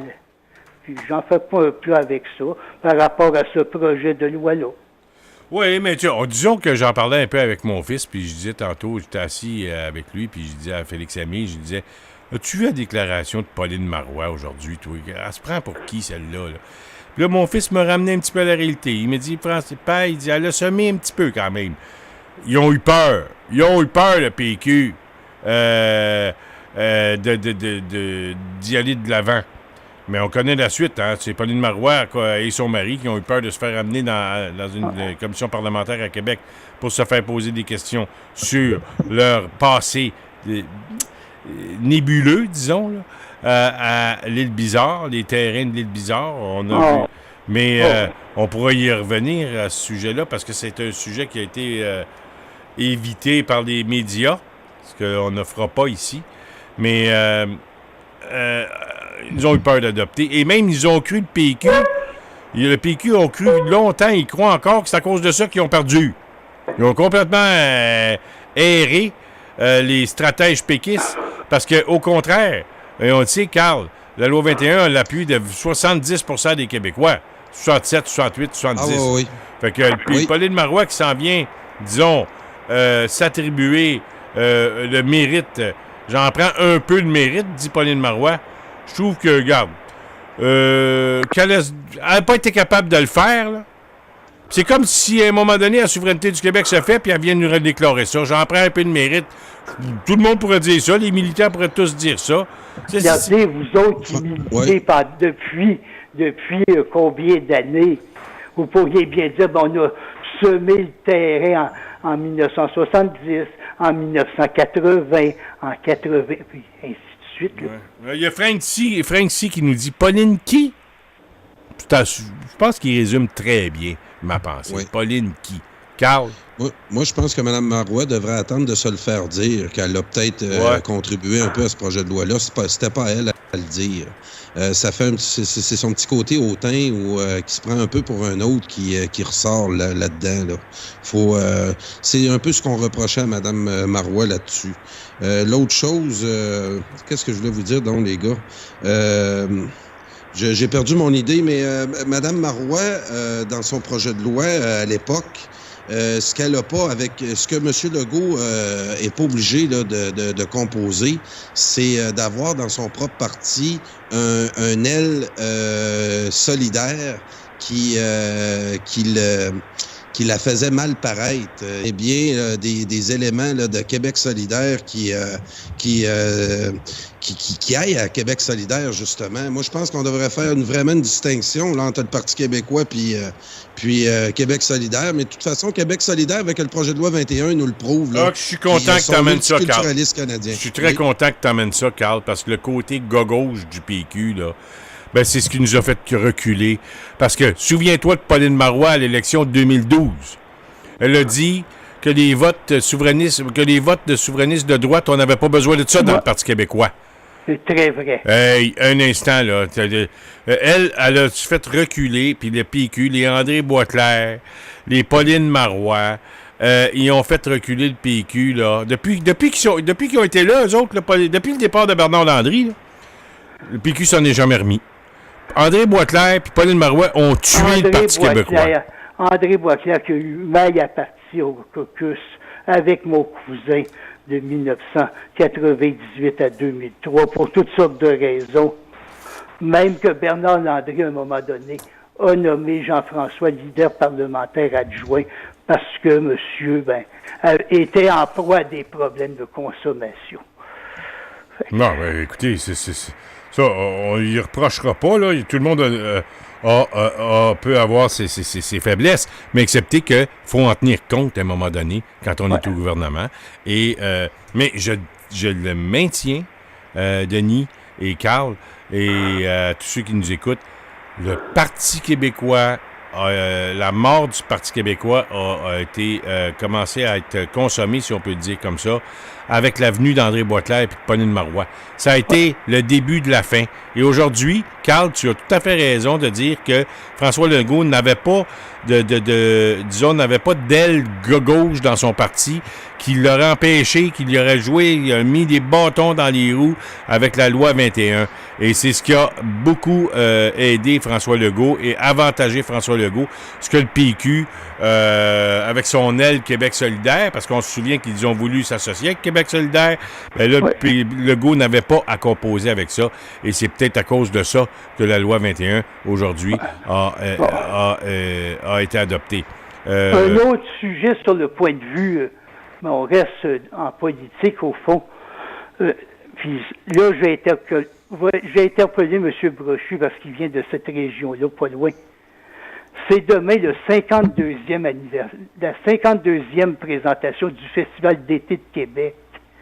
Mais c'est demain que ça commence, ou plutôt jeudi soir, avec une série de 10 spectacles sur Rose en anglais, sur les plaines d'Abraham. 10 sur 11 spectacles en anglais sur la grande scène. Et c'est mis en évidence. Il faut rappeler que ça a commencé en 1968, ce festival culturel de musique et de chansons. Mais c'était très rare les spectacles en anglais jusqu'en 2005.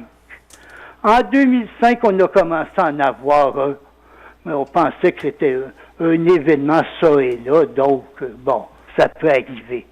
Mais ce qu'on avait oublié de penser, c'est que en 2006, le nombre a augmenté, puis en 2008, l'année du 400e anniversaire de Fondation de Québec, ben, presque tous les grands spectacles du Festival d'été se passent en anglais, et à voir les choses aller, moi, ça me donne l'impression que Québec est moins français, que Winnipeg est anglais. Avoir des spectacles en français dans la Grande Fourche au centre-ville de Winnipeg pendant 10 soirs de suite, poser la question c'est y répondre, ça peut pas fonctionner. Alors, je ne dis pas qu'il ne doit jamais y avoir de spectacle en anglais au Festival d'été, mais là, 10 sur 11. Je pense que là, on ambitionne sur le pain béni. Carl? Écoute, j'ai commenté à plusieurs reprises le Festival d'été de Québec. Il y a le Carnaval aussi qui est rendu bilingue. Puis, il y a vraiment une croyance chez les gens de Québec qu'il serait peut-être plus gros que Montréal s'il était plus anglais. Il y a véritablement un complexe là, culturel de Québec là-dessus. Ça a été aidé beaucoup par Jeff Fillion, qui a fait la promotion là, du nouveau groupe aux États-Unis là, qui fait des ravages en ce moment, AC/DC. C'est vraiment... lui, là, il nous faisait écouter ça tous les matins, puis il était certain là, que c'était tout ce qu'on devait écouter. Il a craché aussi beaucoup sur Séguin, Paul Piché, en les traitant de gratteux de guitare. Il trouvait que le Québec, justement, de Piché, Beau Dommage et Harmonium, ben que ça s'était pas continué, que la vraie bonne musique, elle est américaine ou anglaise. Les radios de Québec, là, ont un gros rôle à jouer là-dedans. Puis, c'est drôle de voir ça. Le Québec vit vraiment dans une bulle.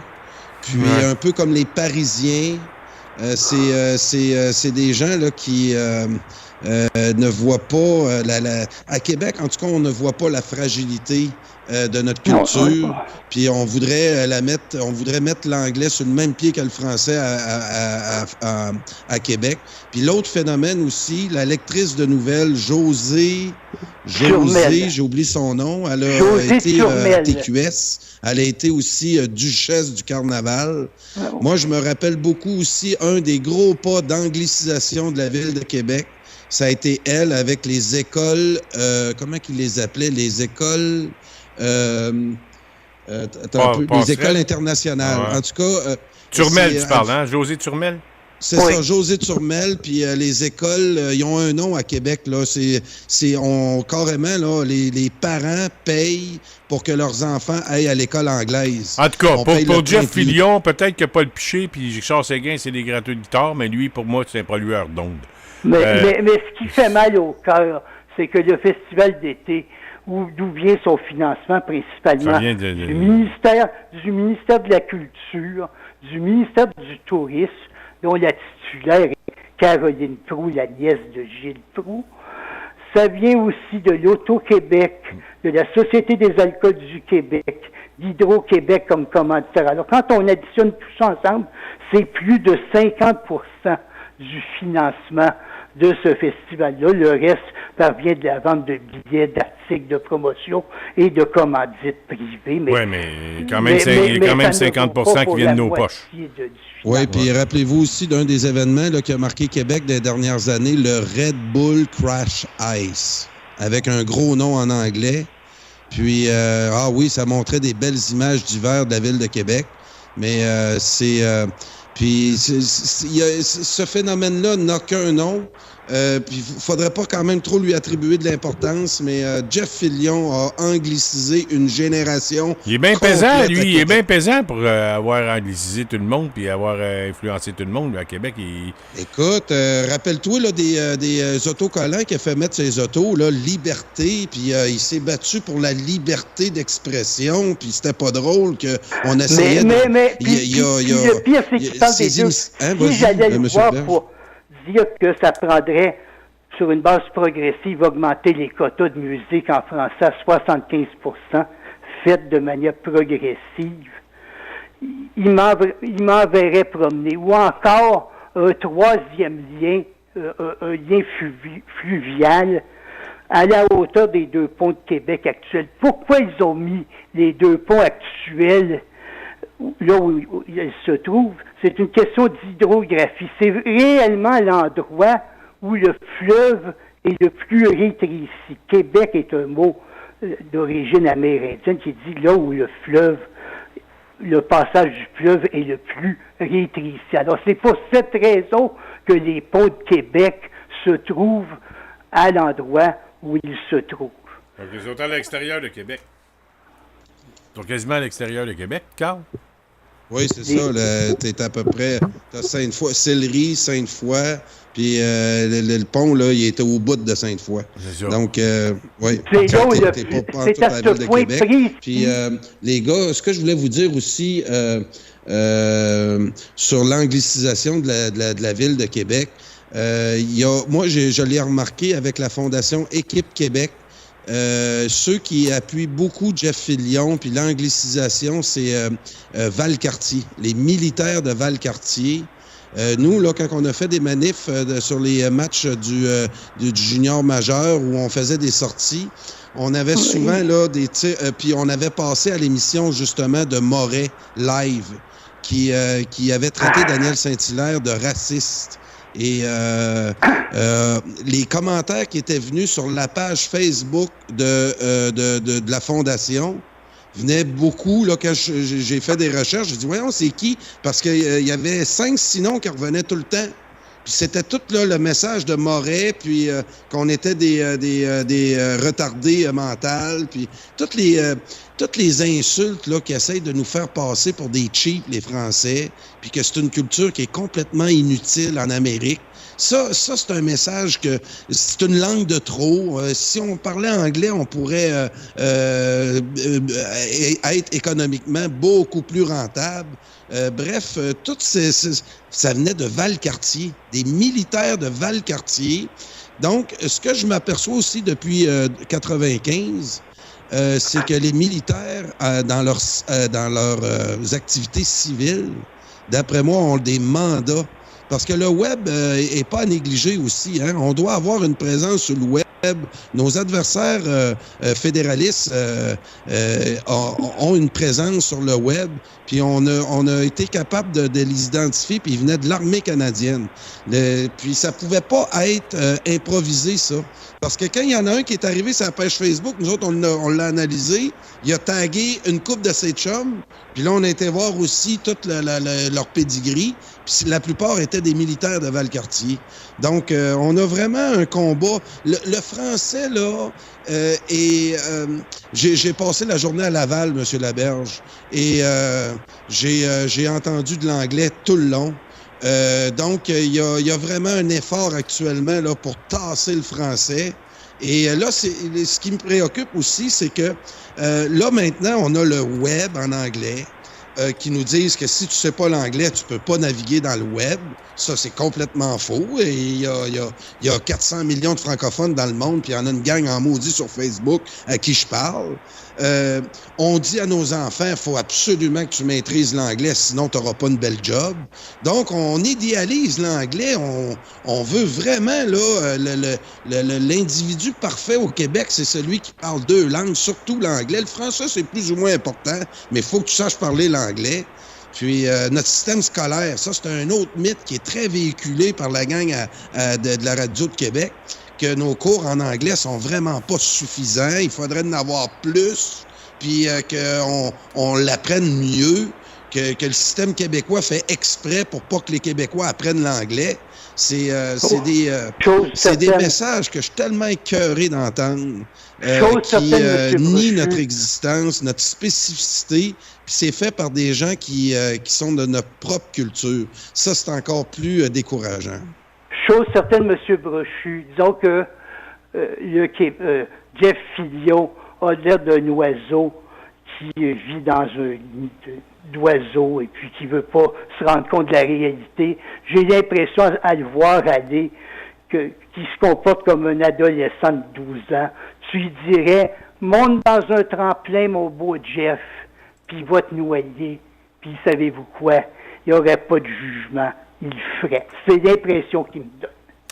Donc, est-ce que vous pensez, Denis, que la nouvelle ministre de la Culture va essayer de mettre son poids un peu pour que ça puisse changer à Québec, pour encourager les artistes québécois? Et il y a des très...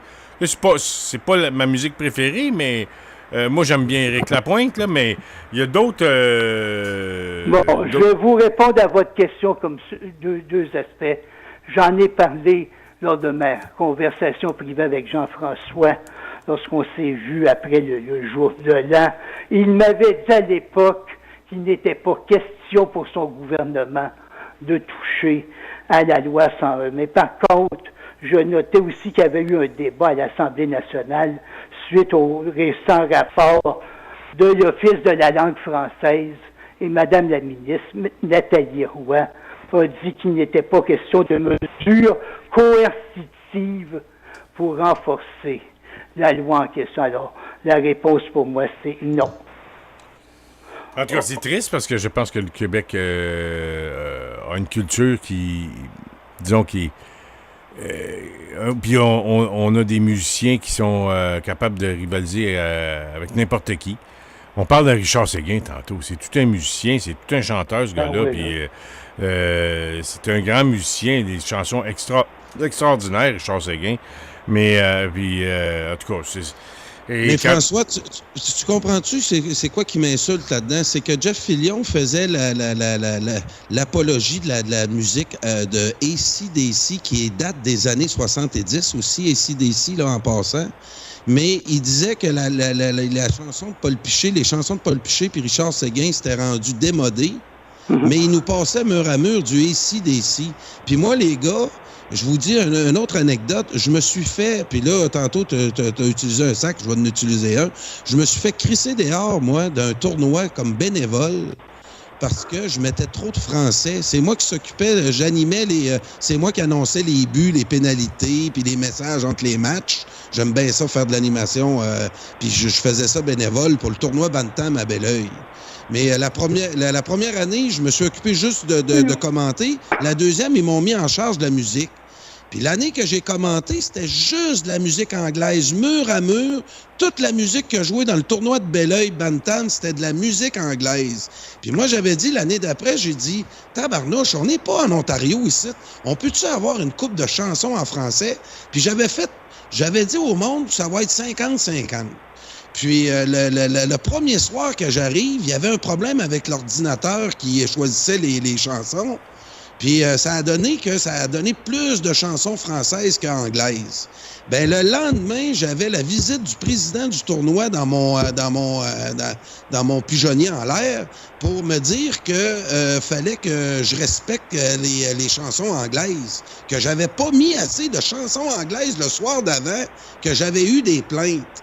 Et c'était pas des plaintes des spectateurs, c'était certains bénévoles là qui trouvaient que j'étais un peu trop francophone. J'avais mis du Plastique Bertrand, le monde dansait dans les estrades, j'avais mis toutes sortes de chansons entraînantes, Grand Champion. Quand on gagne un tournoi à cette heure au Québec, il n'y a plus de raison qu'on mette We Are the Champion je me rappelle plus là, c'est qui chante ça, le Queen. On a Grand Champion ceux qui chantent J'aime ma grand-mère, là, les 3 accords. Grand Champion, là, à cette heure, quand on gagne, c'est une chanson qu'on pourrait utiliser dans tous les tournois plutôt que We Are the Champion. Grand Champion de quel groupe de musique, excuse-moi? Les 3 accords. Grand Champion, c'est bon? Grand Champion international de course. T'as sais-tu celle-là? Non, je la connais pas. T'en connais pas, en Il tout me cas. semble que j'ai déjà entendu une fois. Là. Tu me la chantes, là? Ben, Mais vous tu pouvez la comprends-tu retrouver qu'on sur m'a mis... YouTube, hein. le président a pris la peine de venir me voir le lendemain, puis excuse, puis je me trompe, il est pas venu le lendemain, il est venu le surlendemain, parce que une fois qu'il y a eu les plaintes, le soir d'après, il s'est mis à y compter.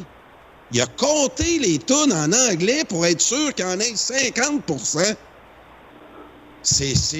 Là, on est vraiment dans le colonisé très profond. Puis, moi, je veux sortir de tout ça. Moi, je suis très fier. J'aime écouter ma chanson française.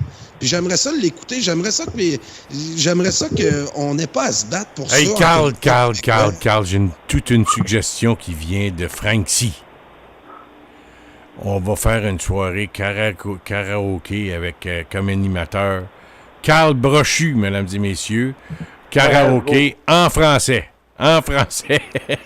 Mais Ça, pour je serais en un bon revenir géo à là-dedans. tout ce Ça, je qui serais dit à pas propos pire, de ça. Jeff On pourrait faire une Fillion, soirée de financement, Oui. faire un concours, celui qui chante le mieux, puis on couronnerait le meilleur chanteur karaoké radio Infocité de la société. Oui. Puis ça va peut-être, le gagnant va peut-être être, mesdames et messieurs, Denis Laberge. On ne sait jamais. Et d'ailleurs, tout ce que Carl a dit à propos de Jeff Fillion, c'est très vrai. Je les ai entendus, les 10 propos en question, méprisants, considérant les chanteurs québécois comme de la don. Hey, Denis, entre moi et vous, il y avait un bon acolyte la semaine dernière ici à Radio Infocité. Il y avait Jean Granger. Oui, j'ai entendu. Jean Granger, Jean Arrache. J'en ai marre. J'en ai marre. Écoutez, J'ai entendu. tout ce qui est américain, c'est bon. Tout ce qui est québécois, ça vaut pas de la merde. Fait que, à un moment donné, Carl... Mais Jean Aymar et le très beau Jeff à sa bonne maman, dont le père a été député du Bloc québécois. Jean Aymar et Jeff Fillion font un beau couple. Oui, Ils tout à fait. s'assemblent, se ressemblent. Effectivement. Donc, puis en passant pour Carl, je voulais juste dire quelque chose sur la victoire d'équipe Québec au deck hockey. Écoute, faut que je te lise ça. V. Napinavom, finale catégorie U19 Sanakoniec, Z. Titilu Telsil, Québec. Je sais pas dans quelle langue que c'est. J'ai vu ça passer. WBHF, écoute, c'est une langue que je ne connais pas, mais il parle du Québec à cause de cette victoire-là. Attends, je vais pitonner, Quand M. Laberge veut dépenser là, 1 milliard pour avoir des expos à Montréal, moi, j'ai un projet que tu dépenses pas une scène, même que ça va rapporter. Puis regarde, pas moi qui une petite dépense victoire à cet argent-là. Granby fait parler. Et que ça vaut combien, sans publicité, une annonce de même que dans ce journal-là là, d'un autre pays qui cite la victoire du Québec? Ça rapporte encore, c'est un autre montant, ça, parce que souvent, on nous dit le Grand Prix de Montréal coûte cher, mais ça apporte une visibilité. Chaque victoire du Québec dans des tournois internationaux va rapporter une visibilité. C'est un peu, Carl, comme les Expos de Montréal. Hein? Quand il était là, on entendait parler de Montréal à tous les soirs pendant les 6 mois de la saison de baseball, dans les résultats des bulletins de sport. Ça donnait une visibilité à Montréal.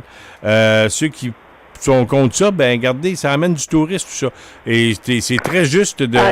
À Toronto, on a évalué les retombées économiques des Blue Jays en 2015 à 150 millions pour une saison de baseball. Ça, c'est en touriste, j'imagine. En retombées économiques touristiques. Alors, on est capable au moins d'aller chercher minimum 100 millions de dollars, nous autres aussi.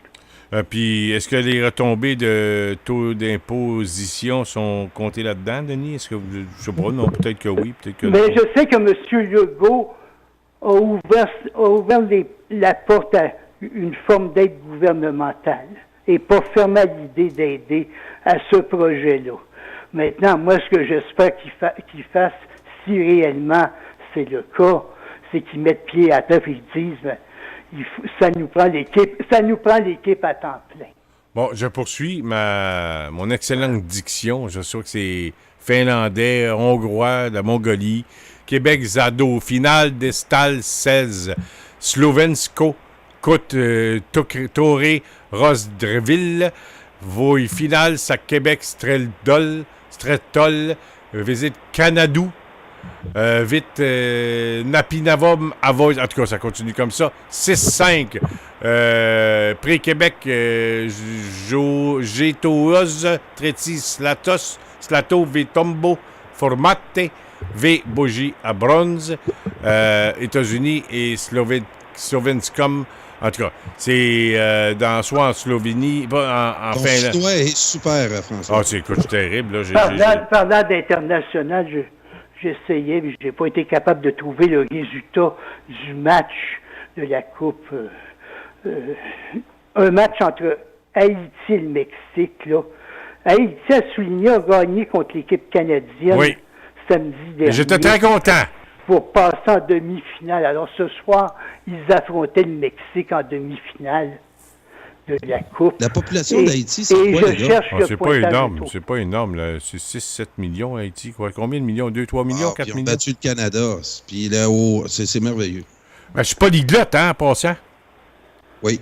Ben, je suis pas oui, moi, je suis vraiment surpris. On devrait faire des émissions en Finlande, François. Je te trouve très bon. Merci, Carl. On se reparle demain soir. Denis, ça a été fort agréable encore une fois et toujours un plaisir de se reparler. 8 millions d'Haïtiens. Puis, salutations à M. Brochu, puis à bientôt. 8 millions d'Haïtiens, Frank-C nous dit. Merci, Denis. Denis Laberge, mesdames et messieurs. Et une mémoire vivante, ce Denis Laberge, on le sait. Carl, on se reparle demain soir en compagnie d'Hugo Girard, cette fois-ci. Et je ne sais pas si Alexandra Dallaire-Fortin va être avec nous, mais sait-on jamais. Et jeudi, grosse soirée, on vous le rappelle, émission spéciale 19h30 en direct d'une des deux brasseries sportives de Saint-Hyacinthe qui va recevoir l'équipe championne mondiale au deck hockey de 19 ans et moins. Et tout de suite après, on va recevoir, bien sûr, Cassandra Lecourt, qui vient de remporter 5 victoires d'affilée à l'hippodrome de Trois-Rivières. Et on va continuer, évidemment, avec notre analyse politique jeudi, évidemment, en soirée. 5 victoires d'esprit d'équipe. D'esprit d'équipe. Et soyons en équipe, justement, au Québec, et faisons donc comme esprit d'équipe et Cassandra Lecourt. Et gagnants. Soyons donc des gagnants pour une fois. Merci. À demain, tout le monde. Salut. Salut, Carl. Salut, tout le monde. Salut.